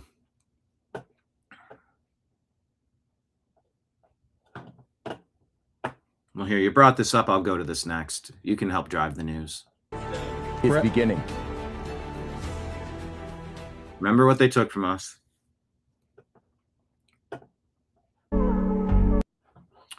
All right. Let's go to this. February 5th, this came out. Scott Turner shared this. To support this exciting renewal this morning, I'm pleased to announce that on May 17th, 2026, that we're inviting America. I do remember this one. I played it because he stumbled over the date. To support this exciting renewal this morning, I'm pleased to announce that on May 17th, 2026, that we're inviting Americans from all across the country to come together on our national mall to pray, to give thanks, and we are going to do something that everyone said, like, that's tough. We're going to rededicate America as one nation under God. A lot of people...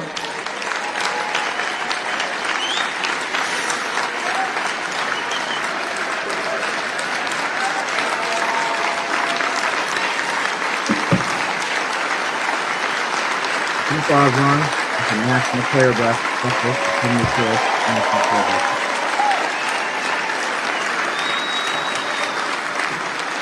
Yeah, thank you very much. That's what I mean by the Spirit. It's so incredible to see it. I see it so much. I've never seen anything like it. Except for the other 1 million things that he's never seen anything like. That is a favorite phrase of his. I've never seen anything like it. Okay, so that's what we're talking about. the national call to prayer, May 17th. And David, you're hearing it's go time. Go time, probably, not to put words in your mouth, but when some justice will be doled out to the traitors, the cheaters, the worst of the worst who have been making America the worst of the worst. Lake Leon, 535 corrupt thugs telling 350 million people what to do. We outnumber them. We certainly do. All right. Yeah, I don't want to wait. Why have we waited 5 years? Isn't it obvious what happened to our nation? But then again, it's like it's hard to pinpoint the worst time. Was it when Obama took over? Oh, we definitely went in a bad direction then. Was it when Biden stole the country, as many people claim? 1913 Federal Reserve, ADL, income tax. Huh? I'm sorry, what? What is all that stuff? 1930s, 1940s. The globe at war, the United States right in the middle of it. When did we take off on this path?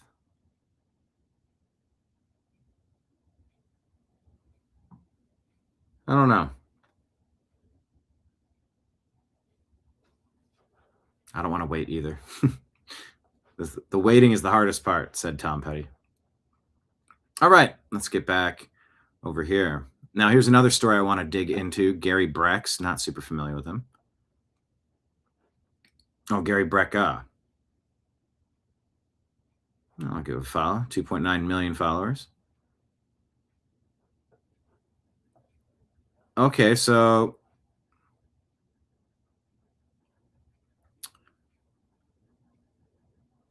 here's a picture of Robert F. Kennedy Jr.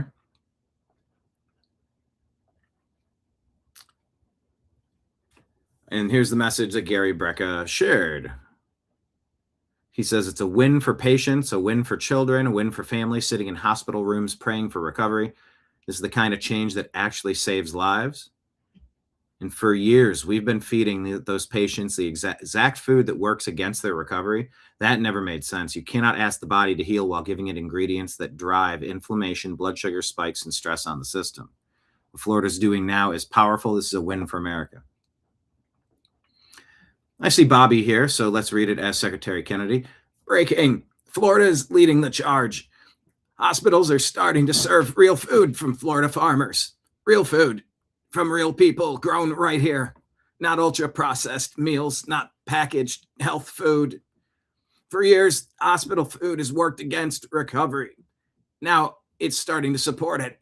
About time.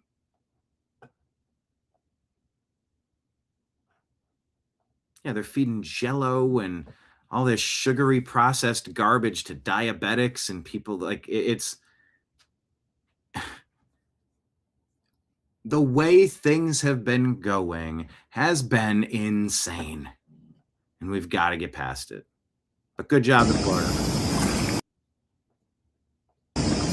I believe that story is true. I believe I saw that in multiple outlets. If I'm misunderstanding it, let me know in the comments. Hit like, hit subscribe, share the show with a friend. Remember, Rumble Rant tips and Super Chat tips while I bartend. All right, now, what is this? Community note, meeting federal drinking water standards means contaminant levels are below limits set by the EPA. Does not mean that the water contains zero contaminants. Water quality can also vary depending on local infrastructure and household function. Is this 3D printed water? What are we looking at? Let's ask Grok. I'm going to share this video again. Context of video. I believe that was shared out of Idaho. That clearly wasn't water. Video is not real. It's a satirical meme, rage bait reel from this account. Once again, I call on, this isn't presented as satire or humor. But here's what I'll put in the comments. Per Grok, this video is not real. It's a satirical meme, rage bait reel from the Instagram account Channel 7 Idaho, a page that posts humorous or exaggerated news-style content mixed with memes. If there's a site that's misrepresent, they're representing this as though this is a story. State agencies are confirming Idaho tap water meets all federal law. Okay. You need to put a green banner rectangle around the post with the onion logo in it. Just it's a easily identifiable logo for satire. Or put bees in it. Or onions and bees for satire. So when old folks or anybody scrolling through, I saw this, I'm like, I don't know what this story is. I'm not going to look at it now. I'm going to share it and we're going to talk about it on the show. But as I'm trying to teach you how to do is please be discerning with the information that you're consuming, because a lot of it ain't as it's being represented. Capiche? So we posted that. It's not real.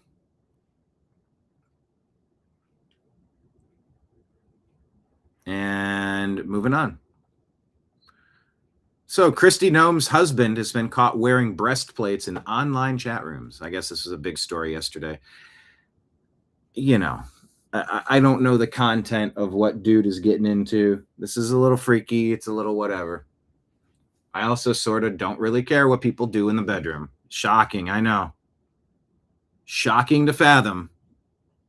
But I don't really care what people do in their bedroom. But let's see what the messages are about. I'm suspecting this is going to go much deeper. That's what he said.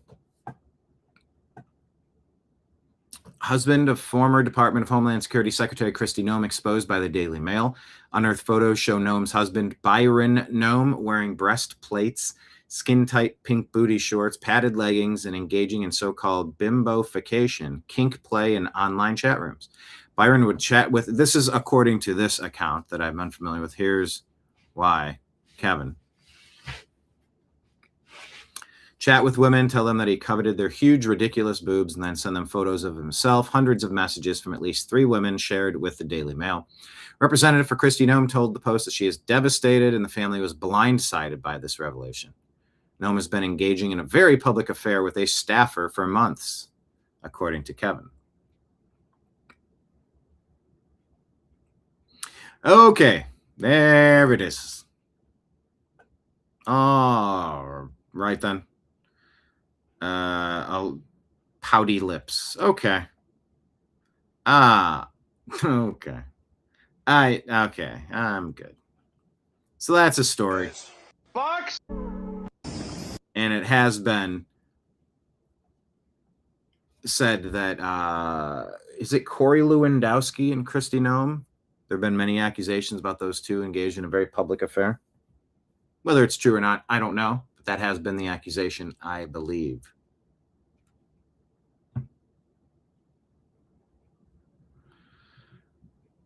So, yeah. Onions and bees. Oh, my. So, John, it sounds like that's what you got going down at the old homestead. The Texas homestead. The apiary and an onionary. I know, this is very weird with Noem's hubby. So stay tuned. Was she demoted away from Department of Homeland Security Director because of all these things? Unrelated? Did she get a promotion by going to be the Shield of the Americas? A newly created post? Was Bovino fired? You know, they moved on. Bovino retired. They got good cop, bad cop. Didn't they get what they wanted out of the Chicago Police Department? Was it Chicago? Cities start to blur together for me at some point. That when you have a known criminal, illegal alien, they're handed off to ICE, and we don't need to do this in the streets, and we don't need to go door to door. But as they filter through your system, we're getting every last one of them immediately. Are we understand? Like when you got Tom Homan going in as the good cop, I mean, Bovino was definitely. So I don't know. I think a lot of these stories we'll see in time. Yeah, Kristi Noem between shooting the dog. Cross-dressing husband. and being removed from the post or positioned over, or just slide her out of public view. Don't know. But that's going on as well. All right. Hit like, hit subscribe, share the show with a friend. Let's go to our profile page for the New American Media. See what else people are talking about.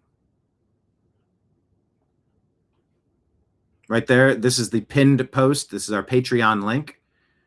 Everybody, please go sign up as at least a free member. Just a free member. I don't even do anything with the emails. They're just there. If the world goes sideways, we will be broadcasting through Patreon. You know, your direct support is super crucial there. The fees that are taken out are very modest considering what they take from Rumble Rants and Super Chats. Maybe Venmo Direct is the best way to tip, but this is a very good way. At least get the free version. Sign up to be a free member. And it lets Patreon know that the show is valuable and the channel is valuable. Speaking about what's valuable is a partnership. Well, that's as long as that partnership is not taking advantage of the other side. You know, can't be much of a partnership if it's one-sided. They say in legal contracts, like you kind of both have to have a gain or else it's an unfair contract. So let's take a listen to what Secretary of State, who many are saying, it's an awkward phrase. Let me just hit reset.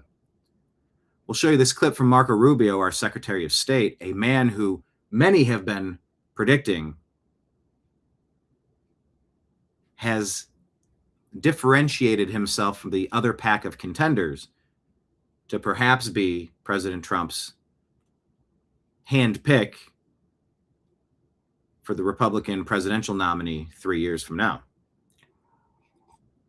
Maybe so, maybe not.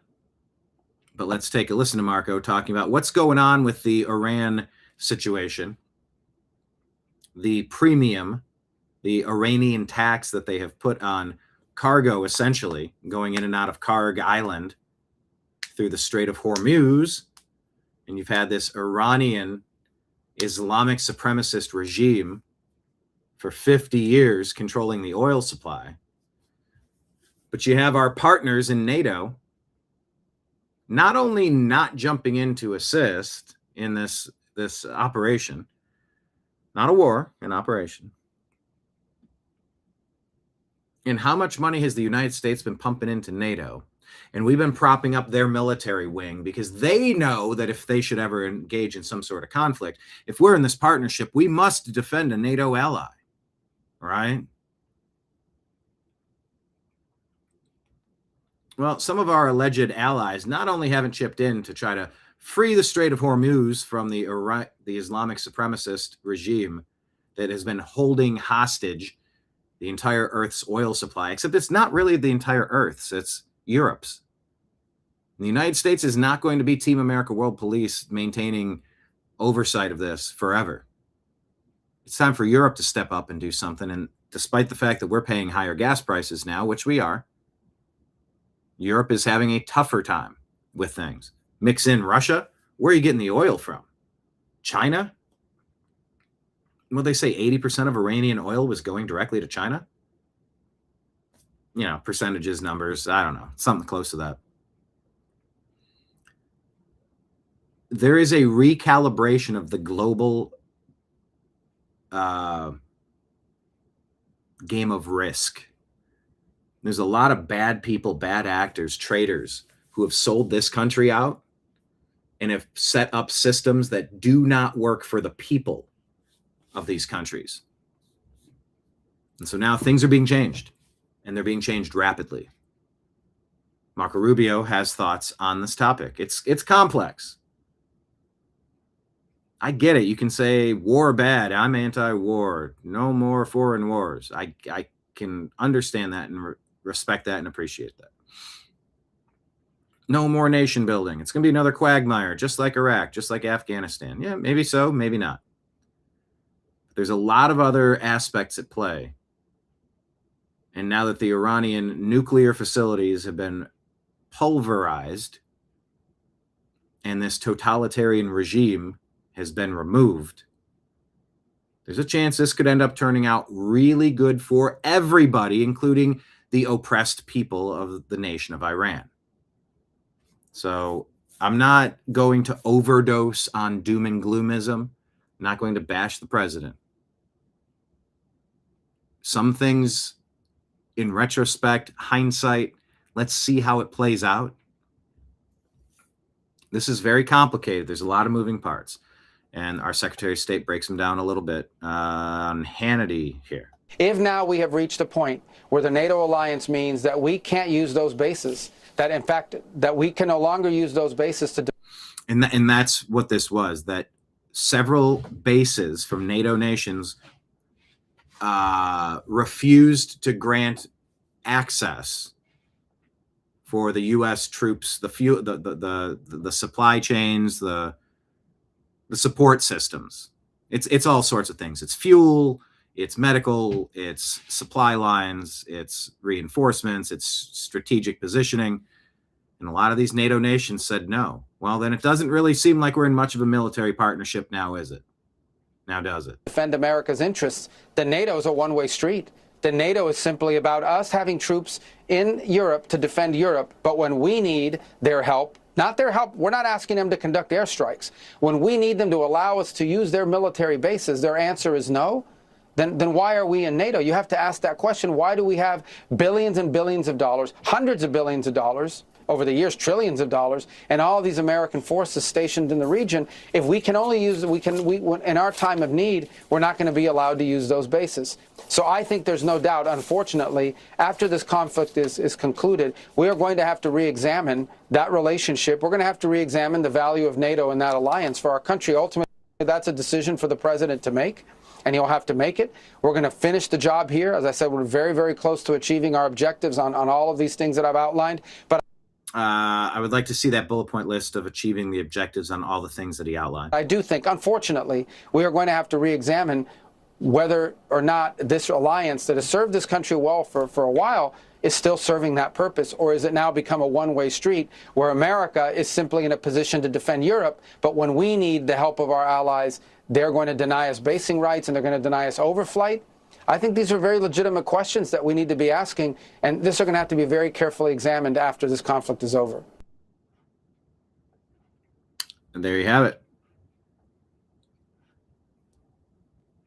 You know, it's been said that they rely on the Iranian oil much more than we do. We'll see how it plays out. Here's Secretary of State Rubio talking more about the European nations not allowing the United States to use their military bases. And I've been a big supporter of NATO.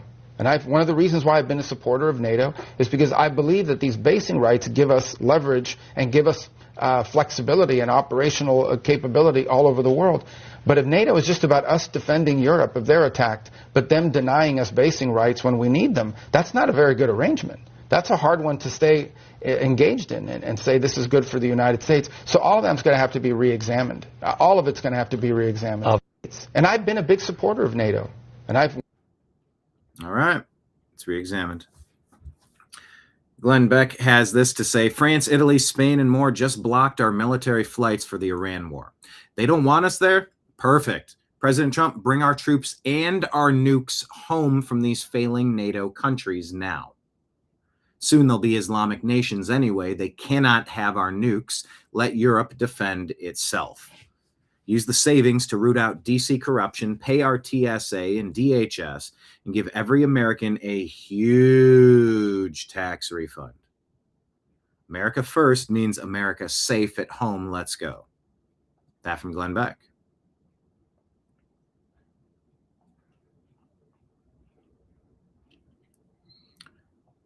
President Trump talking about what happened. French President Macron about the coalition to reopen the Strait of Hormuz. Yeah, I have spoken to him. He's been on a scale of 0 to 10. I'd say he's been an 8. Not perfect, but it's France. Are you we don't expect perfect. Are you confident that France will help with the reopening of Strait of Hormuz? Yeah, I mean, sure. He's going to I think he's going to help. I mean, I'll let you know. I spoke to him yesterday. I don't do a hard sell on them. French. Yeah.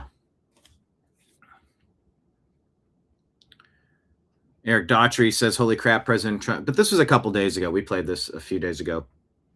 Exposed France for banning planes flying over their airspace to support Operation Epic Fury.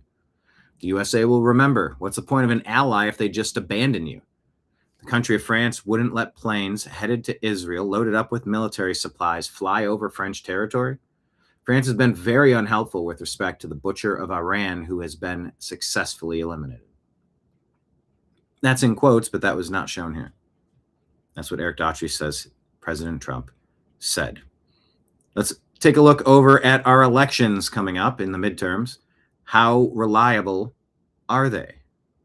Well, take a listen. And everything that was going on, because the cheating on mail-in voting is legendary. It's horrible what's gone on. And it's very clearly covered, very, very clearly. So I think this will help a lot with elections. We'd like to have voter ID. We'd like to have proof of citizenship, and that'll be another subject for another time. We're working on that. You would think it would be easy. It's a 98% issue for Republicans. It's 86%. The thing just came out, a poll, and it's 86% with Republicans and Democrats, not leaders, because the leaders of the Democrats cheat. And the only people that don't want to do voter ID are people that cheat. There's no other reason for it. Proof of citizenship, they want to be able to cheat. There's no reason. They have all sorts of reasons, excuses, but it's all nonsense. They want to cheat. But the Democrats themselves are very high. It's a very positive, very, very good thing. The Democrat voters, the Democrat leaders, guys like Schumer, who are corrupt. Still talking about voter ID. Yeah. If the Senate would just pass the Save America Act, Trump wouldn't need to take action. And then he's going to be called a king. Graham Allen says these people are the worst. Video of House Democratic Whip Catherine Clark caught skipping TSA security as she just voted to defund the Department of Homeland Security. She should resign.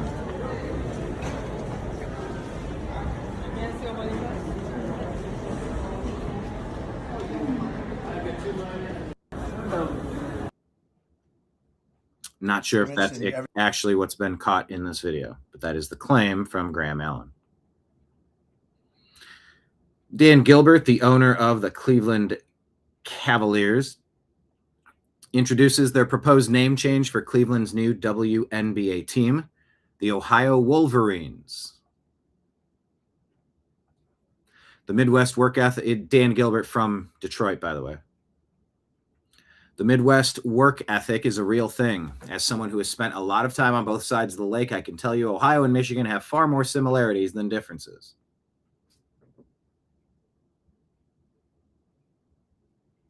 We're hoping Detroit follows suit with its WNBA franchise and embraces that same spirit of regional unity by naming its new team the Michigan Buckeyes, as Cleveland and Detroit grow the game together from the shores of Lake Erie and Midwest's own Mediterranean. The Midwest Mediterranean. It's a great way to phrase that. Be sure to grab your official Ohio Wolverines merchandise available online at ohiowolverines.com within the next 60 days. Use code AprilFools to receive 15% off your first order. So how do you like the name? We love it.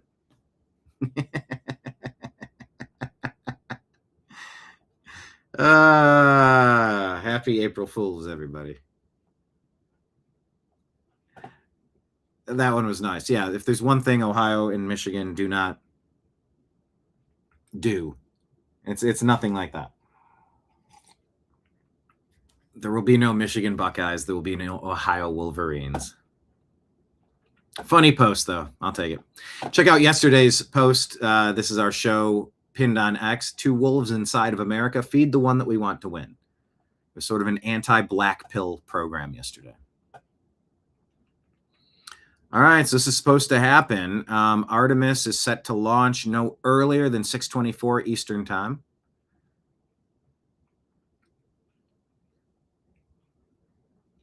Let's check in. Specialist Christina Cook and Jeremy Hansen. Looking excited, ready. 4 Now in hours, that 40 elevator minutes to from take now. them 3 floors down. Thumbs up. One more photo. One more photo. Oh, nope. A couple more people in that elevator. Those are important About folks. They're going with them to the 6:24 pad. I guess they're going to be Fun streaming this elevator ride. live, doing Yeah. the show. And actually you couldn't see them because they're off camera, but the support crew that's actually in crew quarters with us is right there waving goodbye and saying goodbye to you. So it's a really special moment to say thank you and say goodbye to the Anybody else support kind of crew at crew excited about quarters. this? I That's am. amazing. And so again, they will ride down 3 floors. And why have soon we we'll not been walk back to the out the moon? You tell me we doors don't have moon bases that you already. see underneath the banner You there. mean we haven't gone that back says in their names. 70 years? These doors. Come on. The same doors that astronauts who have launched from Kennedy Space Center have walked out of since the Apollo program. Yes, and you can see another tradition is putting your patch on that archway as well. So I'm sure they did that over the last couple days. They did. It's actually it's so hard to see because there's so This reminds me of that so it's Saturday Night Live skit where it's like the soft talkers. And they do a late night program. I think it was with Will Ferrell. Great crowd here. A shot now of everyone who is waiting to greet the crew as they walk out of the operations and checkout building here at Kennedy I'm excited, Space so Center. check that out. That'll be this And we'll evening. board their ride to the launch pad. Yeah, They're going around the moon. because you get to see a little bit of what goes on there. So you've got the Not even going back to the moon, though. Shouldn't they go to the moon? 6:24 Eastern Time. That's when the launch window opens. And a lot of the program managers off to the side as well. Today is the day. So you can watch it on NASA's YouTube, at NASA on YouTube, at NASA on X. Yeah, so you can watch it on X and on Twitch and some other stuff. Why is this guy trending? Hendon Hooker. Oh, Titans are going to sign him. Oh, he just sat behind Jared Goff for a couple of years. Returning to the state of Tennessee where he played college ball. That's a guy that hasn't had a chance yet. He's got a lot of talent. We'll see if he can turn into something. Yeah, exactly. How do they get through the Van Allen radiation belt? Well, let's not think too hard on this one. It looks so real. Yeah, I know. Either, David, it goes back to our question. What's real and what's not? I don't know. But I'm telling you what people are talking about. And I choose to believe that there's a moon, and I choose to believe that we are going there, while recognizing all of the alternate theories. Okay. Libs of TikTok, meet Nancy Brazel, U.S. district judge who sentenced feeding our future fraudster.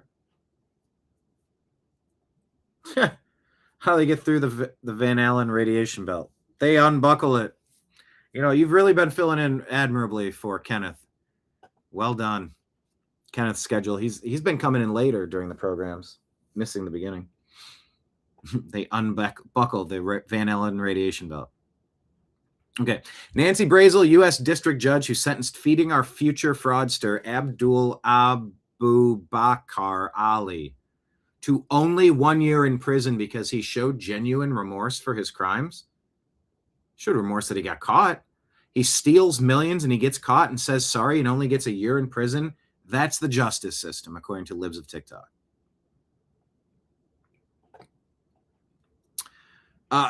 Hey, what's up? Nick in the room saying NASA, they being NASA, I believe is what you mean, right? They put out a video a couple months ago explaining how they will pass through the radiation belt. Nick, if you happen to have that on X, please tag us on X, share that, and just put @American_media_ or shoot us a message. I would watch that. I haven't done the deep dive yet, but thank you for pointing that out. Appreciate it. But yeah, this Somali fraudster steals millions, gets caught, says sorry, only gets a year in prison. 1 year and 1 day. He falsely claimed to have provided 1.3 million meals to the neediest people in America. The most in need people. He stole $1.3 million. Well, actually, I'd have to figure out what the exact number is. Collected millions, multiple of dollars in reimbursement claims. Yeah, that would be if 1.3 million meals were $1. They're not. Call them 10. So is that 13 million? What are we at? This dude stealing from the people that need it the most. Is he an illegal alien as well?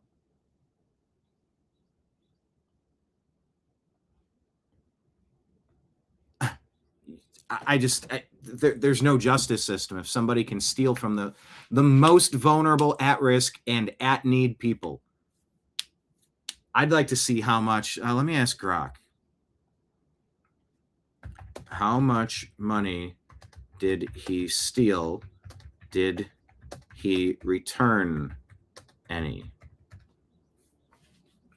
Are we missing key components to this?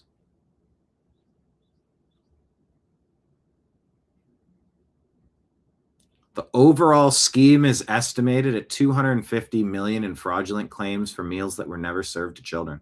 So that's like $25 a meal if it's 1.3 million meals. I think I'm doing some quick math. Oh my God. He had a nonprofit shell company, Youth Inventors Lab. Fake invoices. 1.5 million meals. 3 million fraudulent reimbursement paid out. He personally pocketed at least $129,000 from that amount. Some reports reference higher figures in context of broader involvement. He's paid $92,000 in restitution, which is slightly between of an ordered payback of $122,000. This was cited as a factor in his later sentence, along with his early guilty plea in 2022. Oh, he pled guilty in 2022 for conspiracy to commit wire fraud and cooperated with investigators. Wow. Oh, he still owes the rest of the ordered restitution. Where's a genius like this going to find the rest of that money? I mean, he's clearly good at getting caught doing illegal shit. The guidelines range between 30 and 37 months, so he got 12. Unreal.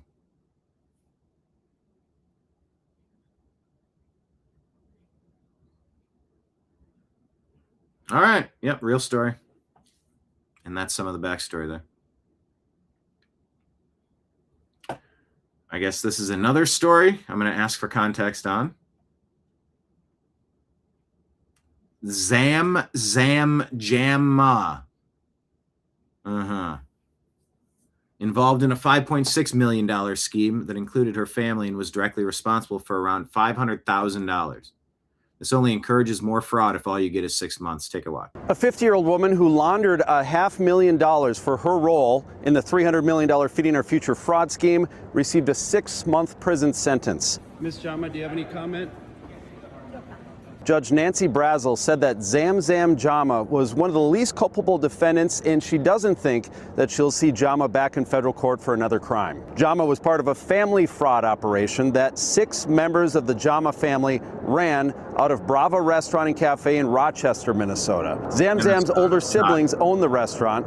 They were connected to Salim Saeed of Safari Restaurant, one of the worst offenders in the whole case. In all, the Jama family stole a total of $5.6 million, claiming to feed 1.7 million meals out of their tiny restaurant in 2020 and 2021.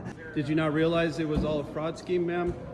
Zam Jama used fraud money to buy a home in Rosemount and a Toyota RAV4. The feds seized the house and vehicle, as well as nearly $150,000 in her bank account. She is ordered to pay back $491,000. The other 5 Jamas haven't been sentenced yet, but they are looking at a lot more prison time. I'm Lou Raguse. Follow for more news. Long-term residents of Minnesota live in the U.S. for many years. How many years? Asking if they're going to get deported and stripped of U.S. citizenship. Possibly for some, but not automatically. Denaturalization. We'll see. We've been robbed blind by the Democrats, people.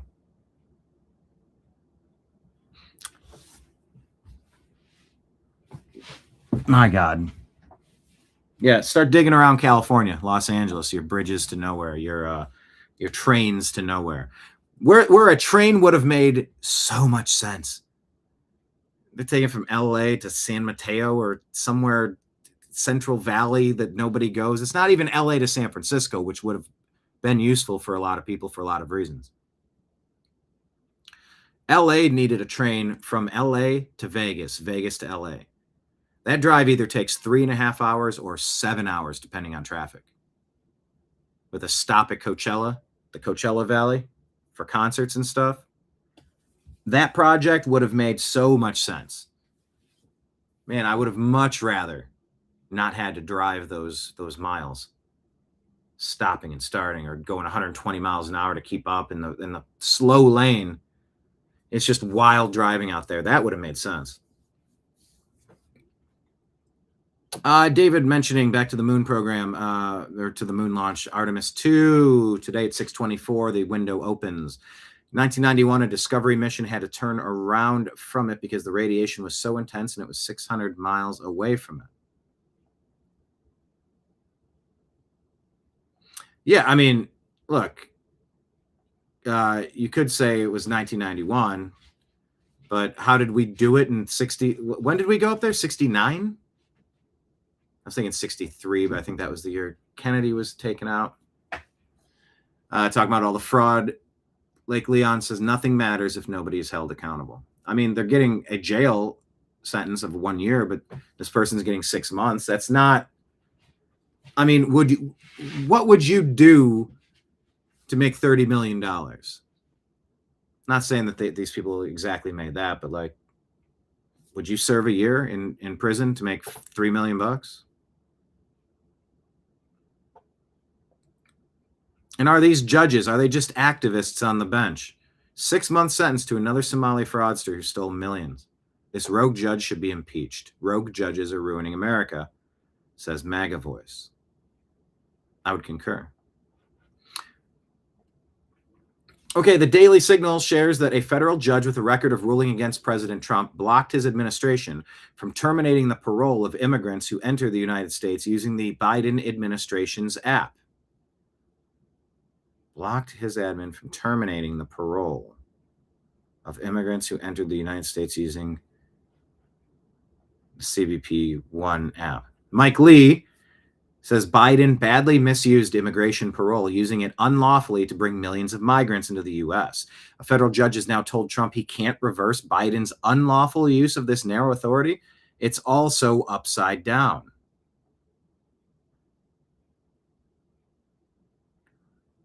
This person says SCOTUS limits federal judges' ability to block executive actions nationwide and encourages, since the Supreme Court ruled against these judges having authority, ignore them.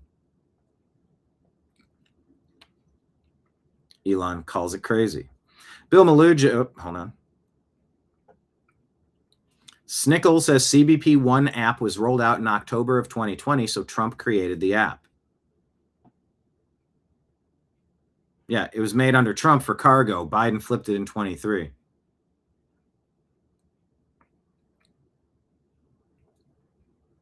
Bill Malugin says the CBP One app was originally created to streamline trucking cargo for vehicles crossing the border.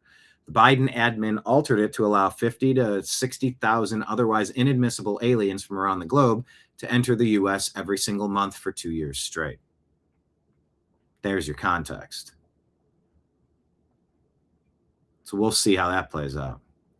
Rod Martin shared this. Says breaking, huge increase in ship traffic through the Strait of Hormuz today. The regime has lost control. So much for the we're losing crowd, morons. Have you seen this app? Or have you seen this animation?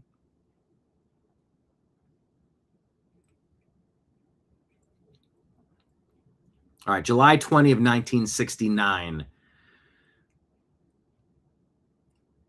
The moon landing. Did we go through it then? I mean, great question. Also says, and who approves of all this money? Congress. That's the problem. Congress is in on it. Well, speaking of in on it, we see this post. You're like, okay, I guess things are getting back to normal. Readers added context, though, saying most of these vessels are headed to China. Iran has allowed the passage of Chinese vessels. mean, that's easy to understand. If true, I'll submit that as the community note. So if you see this, understand that the counterclaim is that, no, this is just Chinese. Iran is still running things, and they're still allowing China to get all their discount oil. We shall see.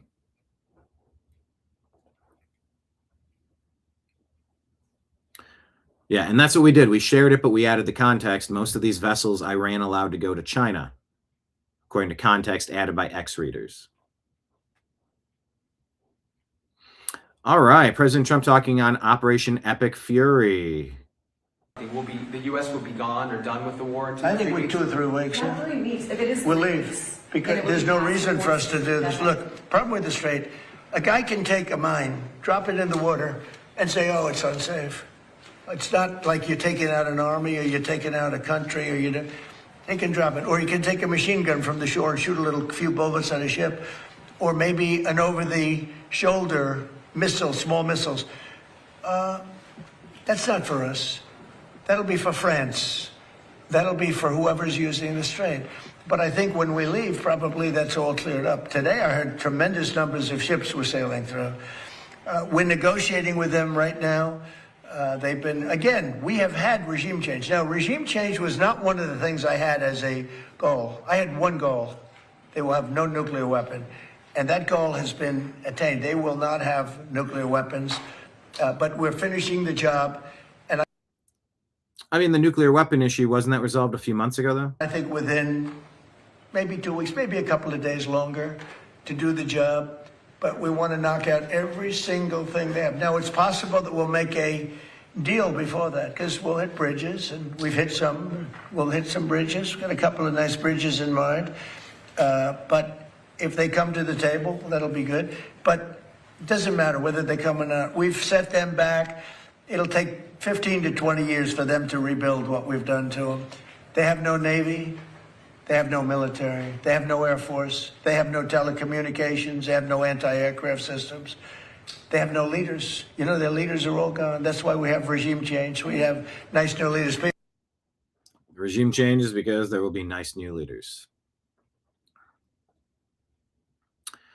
Yeah, there's no reason for American forces to be the world's police, says Gunther Eagleman. That will be for whoever's using the Strait. Is this the same clip or a different one? With what? What did they threaten them with? PB. Reporter says Iran threatened to U.S. tech companies. President Trump responds. Apple. With what? What did they threaten them with? PB guns? Or well, that's they don't have much left to threaten. My question for you is, are you... I don't know. What are they going to threaten them with? BB guns? I mean, what are they... You made a statement. What did they threaten them with? I don't know. Tell me, how did they threaten them? Well, all I know is that they threatened them, sir. What does that mean? Fair enough. You said something nasty? Is the government in touch with these companies? Are you helping to backstop them? You don't even know what the threat was. What was the threat? I haven't heard it. What was the threat? Did they say they're going to blow them up? They're going to hit them? They're not. You know what they're not going to do? They're not going to hit them with a nuclear weapon. Yeah. So, this topic is a very big topic. And yeah, should it escalate to some sort of war, it would require congressional approval. But yeah, who approves all this money in general? That is Congress in general. And that is a big part of the problem, isn't it?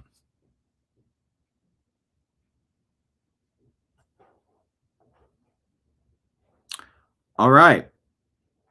Howard Lutnick explaining how President Trump's new executive order will restrict mail-in voting. And I'm just kind of listening to this going, why wasn't any of this standard to begin with? That part doesn't make sense.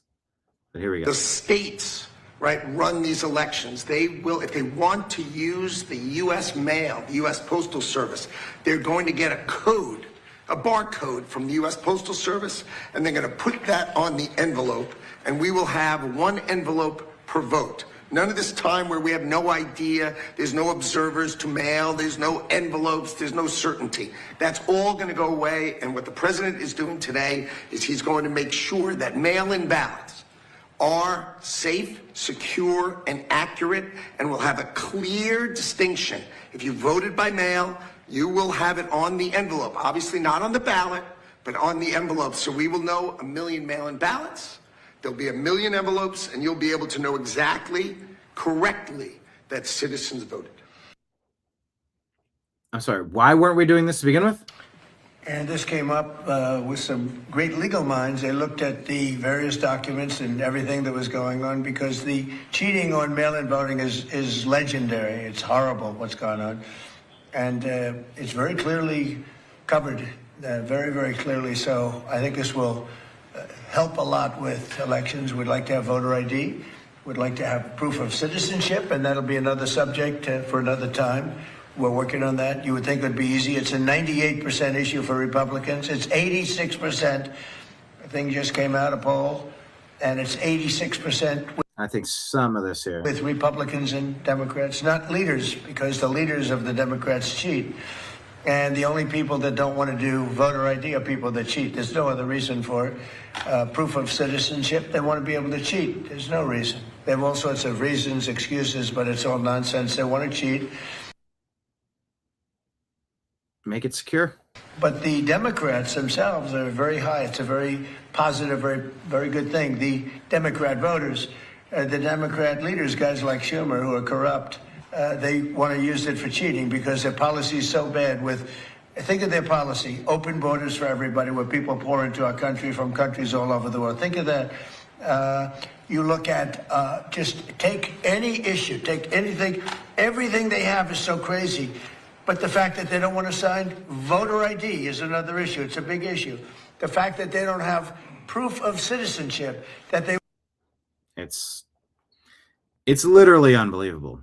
But the New American Media said, why weren't all these safety measures already in place? Were Republicans really asleep at the switch or in on the fraud? Just show up in person and vote in person. Here's an interesting story shared by Ford Fisher of News to Share. In 2024, a journalist named Something figured it out. Ford is the journalist that figured it out. The story's much bigger than this guy, Mike Dunn. I've been working on it for years now. Subscribe to News to Share and stay tuned. This post is from an account that no longer exists. Wait a minute, what? Hold on a second. This is weird. I'm going to learn more. Notices on X. No, I need specifics.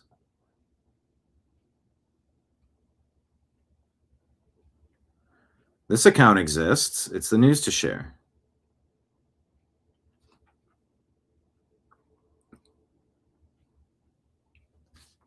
Your account no longer exists.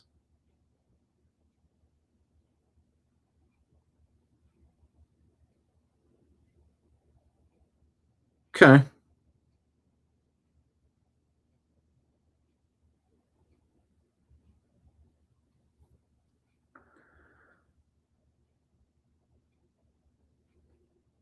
Well, all right then.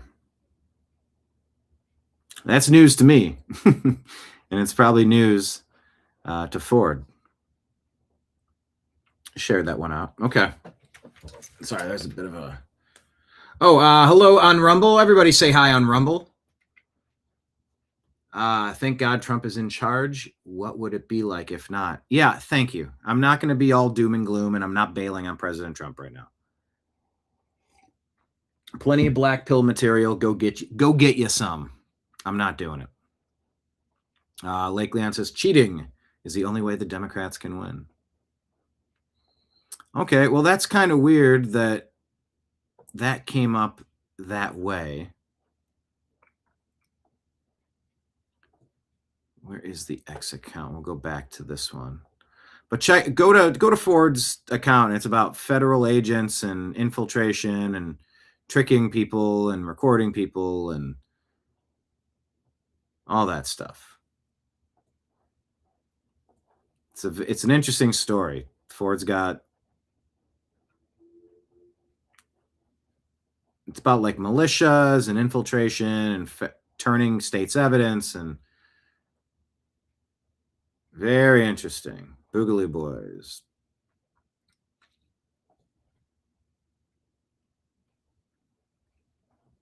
Okay. That's an ad to go check out Ford's X account at Ford, FISCHER.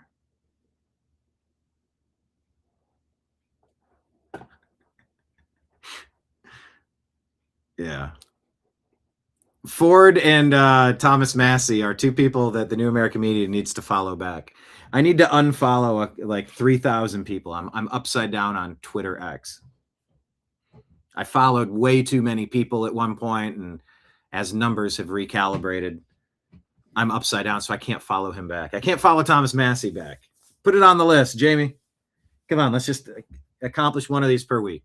Pick which one, and we'll just go. I know my kingdom for a windfall lottery style lump sum, so that I could build the media empire I intend. I can do the orchestra thing, but I don't want to play all the instruments. Or there's only so much time, so many hours to get good at these instruments, and I'm focusing on where I'm focused, which is conducting. But I'm also doing all the things in the same time. So I digress. I was doing good. I was taking whatever time it took to unfollow 100 a day, and it's like, okay, well, how do you? Because here's the thing. I actually took the time to look. I didn't just do a mass unfollowing. I could have done that. Maybe I should have just done that. But I was following people that I wanted to see. And if they're still active and they're putting out things that I would want to scroll across my feed, I don't want to unfollow them. But I was doing 100 a day, and that would theoretically mean in 1 month I would be caught up. So maybe I'll get back to that 100 a day. All right, but check out Ford Fisher's story. What is this?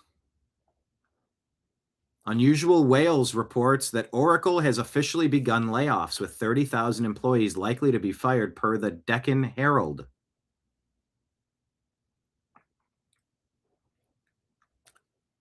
Data Facts Hub is saying Epic Games laying off 1,000 people, Salesforce laying off 1,000, Block laying off 4,000, Microsoft laying off 9,000, Meta laying off 15,000, Amazon laying off 16,000, Oracle laying off 30,000. We need to get serious about where people are supposed to be working and earning their revenue. As everything moves to AI data centers and things are automated, how does this shake out?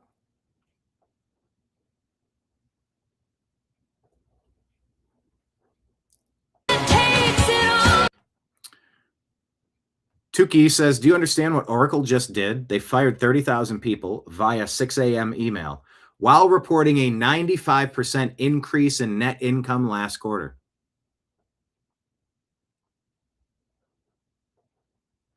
Oracle isn't a struggling company. Oracle made more money than ever and still fired 30,000 people because they're spending $156 billion on AI data centers instead. And Larry Ellison, the guy who just fired 30,000 families, is worth $200 billion, the third richest person on earth.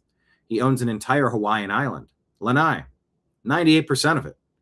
Bought it for $300 million, like it was a vacation home. This is the same playbook every single time. IBM fired 7,800 people and replaced them with AI in 2023. Amazon cut 27,000 the same year while reporting record revenue. Atlassian cut thousands while profits climbed. Google laid off 12,000 while sitting on $100 billion in cash. They told you to learn to code. You learned to code. They told you to upskill. You upskilled. Then they replaced you with the thing you helped build and sent the termination letter before you woke up. The company made record profits and decided the reward for that was firing the people who made it happen. Well, crap.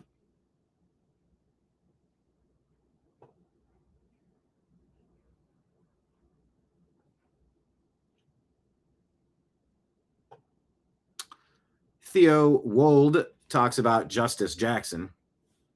Last year, she dissented in the U.S. versus Scrametti case, in which she argued that states have no right to ban gender transitions on minors. Today, she was the lone dissent on Childs v. Salazar, writing that there is no right to practice medicine which is not subordinate to the power of states. So states have no right to pass laws banning children from changing their sex, but states do have the right to ban counselors from telling boys they are not girls. You truly can't make it up.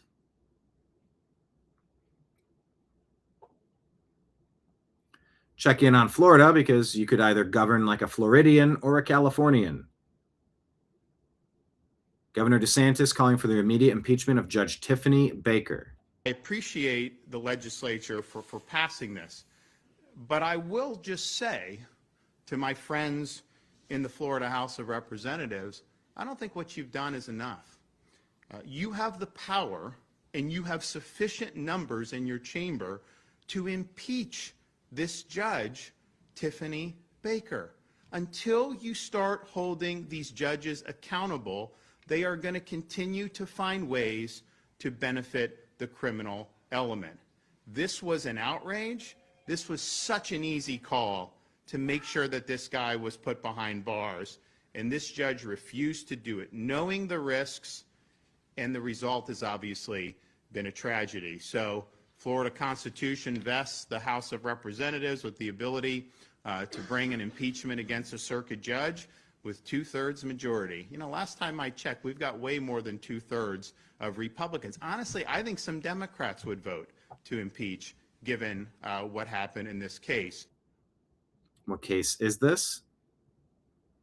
1.1 million views. Judge Baker released a child artist who was a known danger to society. While out on bail, the artist tortured and K'd a 5-year-old little girl. Uh-huh. You're damn right you impeach this person. You're damn right. Yesterday, Travion Henderson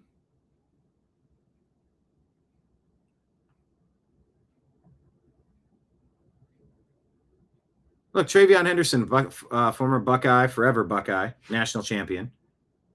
He posts a lot about Christ and God and the Bible.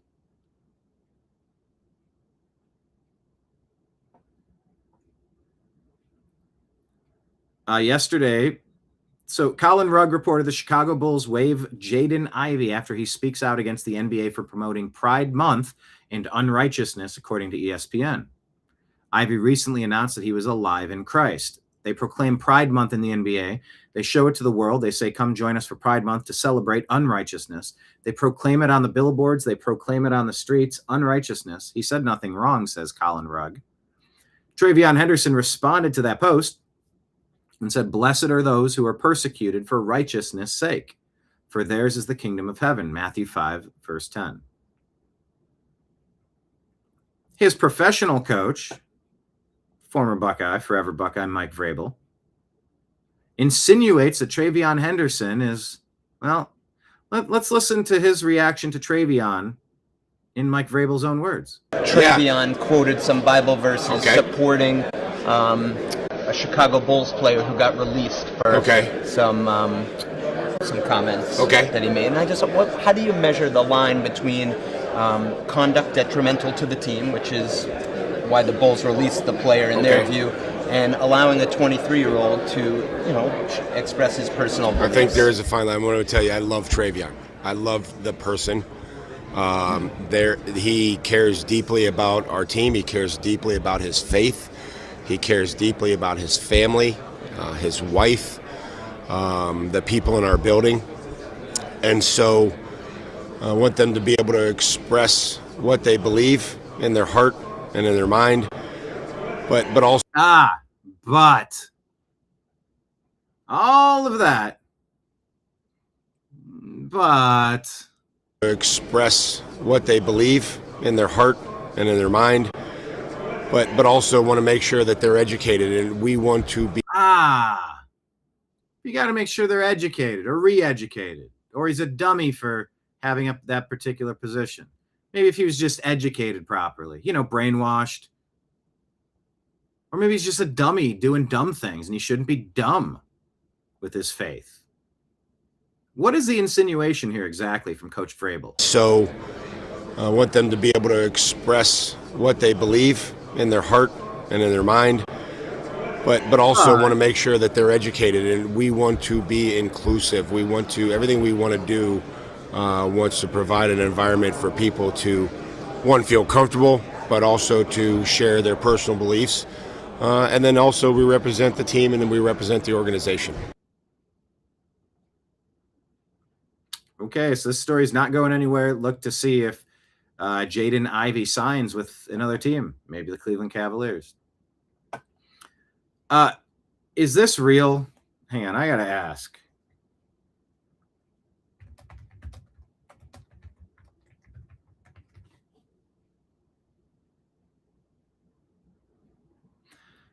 The video is real, authentic surveillance footage from Seattle's Northgate Station light rail platform showing this incident on March 19th.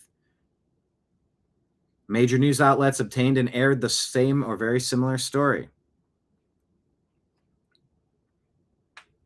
Repeat offender. Alicio Melendez approaches a man from behind as a light rail train arrives, pushing him toward the tracks twice. The victim stumbles but avoids falling onto the tracks and survives. Look at this. Tried to K him. Look at this. And almost I tried it a second time too. This is a demon. Also, don't stare with your head down. Position yourself where you have lines of sight. Don't let people walk up behind you. Don't make yourself a victim. Don't lose situational awareness when you're out in public. Look at this. Man, and he puts his hand out. He's lucky that he braced on that back leg right there, that right knee, that right hip, that right leg. He tried to get him again. Demons, dude.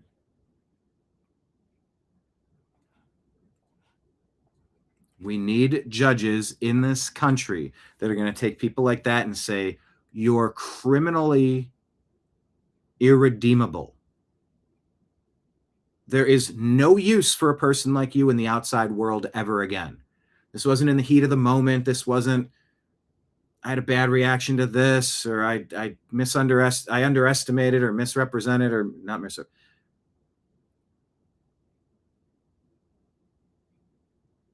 This isn't forgivable behavior. Torture and abduction and homicide attempt like this, you just say, look, you people lost your free range privileges. You need to make places where people like this never see the free range universe again. Repeat offender. Maybe he didn't try this exact. Oh, he stabbed his sister in 2019. Dismissed after he was ruled incompetent to stand trial due to mental health issues. No, how about you rule you have mental health issues, you're being committed to this facility forever. You done lost your mind, and we'll make it humane, and we from the inside, you're never allowed out. It's a jail. Maybe you can live a productive life and never have a flare-up of violence again. You've lost your privileges. Faces second-degree murder charges for this incident. Held on $750,000 bail. Flee blue cities, flee blue states. And here's Nancy Pelosi. Is she giving up the secret of what the deep state Democrats are going to try to do to steal the midterms? Some are saying yes. We always have concerns, but we always have concerns, but and she is withering. We always have concerns, but with this president and these Republicans who have no commitment to the rule of law and No commitment to the rule of law. Please drop the hammer on the seditious six, on the conspirators of J6, on the people involved with the 2020 heist. Come on. DNI Gabbard, Kash Patel, President Trump, everybody. Can we just get on with it?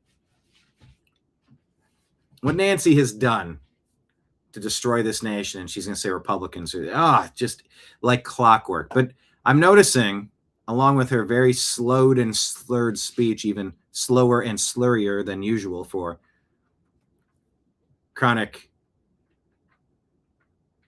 alleged chronic beverage consumer Nancy Pelosi, as it starts raining, by the way, so I definitely judged correctly when I needed to handle my yard work. So that's good. But she's got the jazz hands of Gavin Newsom. Maybe it's a California thing. We always have concerns, but with this president and these Republicans who have no commitment to the rule of law and doing things the appropriate way, we're ready. We have three purposes now. One is to win the midterms. Two is to make sure the elections are safe. And three, to tell people what we will do when we win. And that is the mission. There's so many things that you can do to protect the election, and they are being done, whether it's litigation or legislation or just mobilization, communication, all of that. But in addition to that, we have to be on guard as to what they may try to do to the technology. They may try to creep into the technology and create a false count. How do you guard against that?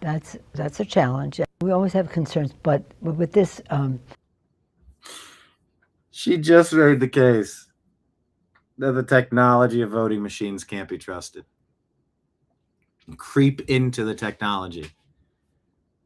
And don't forget the persistent rumor that Venezuela may have been involved with voting irregularities globally, and that bringing Maduro in serves a dual purpose. If we got to wait till May, I don't want to wait 2 more months, but 6 weeks. You just need to see, you need to see the book being thrown at the worst of the worst. And Nancy Pelosi is right up at the top of that.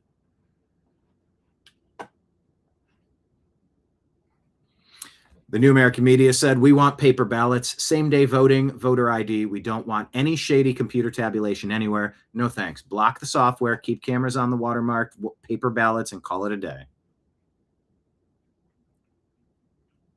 President Trump, here's Prince Reza Pahlavi at CPAC, talking about Iran and President Trump. President Trump is making America great again. I intend to make Iran great again.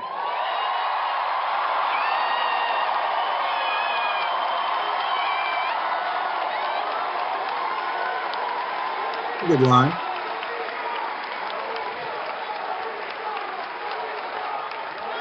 So, together with my brave compatriots, that is exactly what we will do.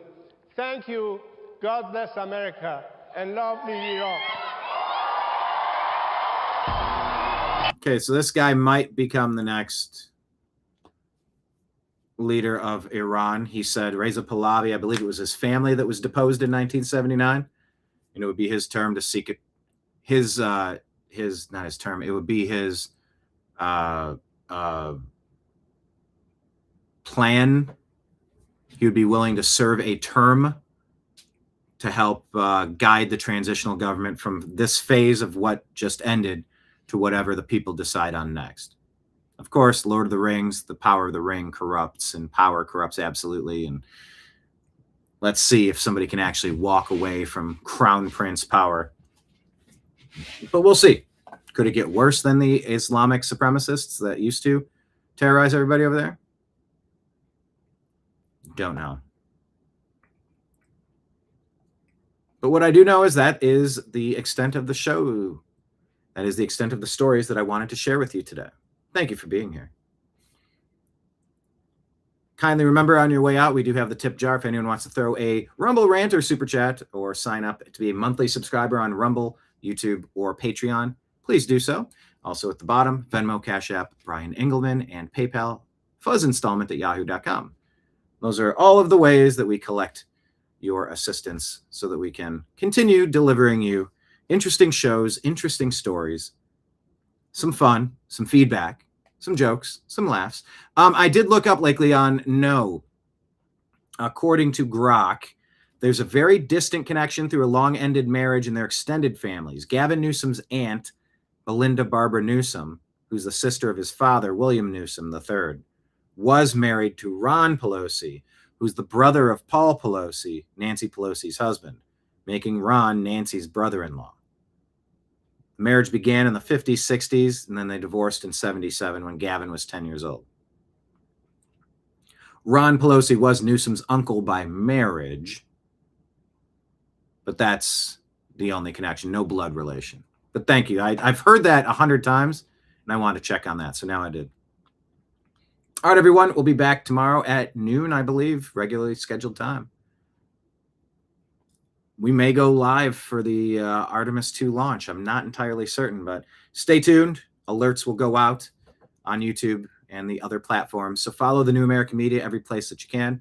Check out some of our previous content, 1,500 videos on the YouTube channel. A lot of interesting gems to go back and watch, see how things have changed and how many things have stayed the same. But until tomorrow, thank you all for being here in chat and in the secondary market of watching us not live, but checking out the show as if it were. Join us live. And at some point, this live show might go early morning. It might go late night. We might vacillate between different options. There are many ways we can do this. So for now, signing out on behalf of everybody in the TNA.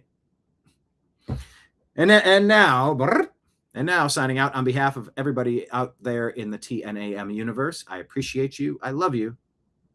To the moon. And we'll talk to you again soon. Take care, everybody.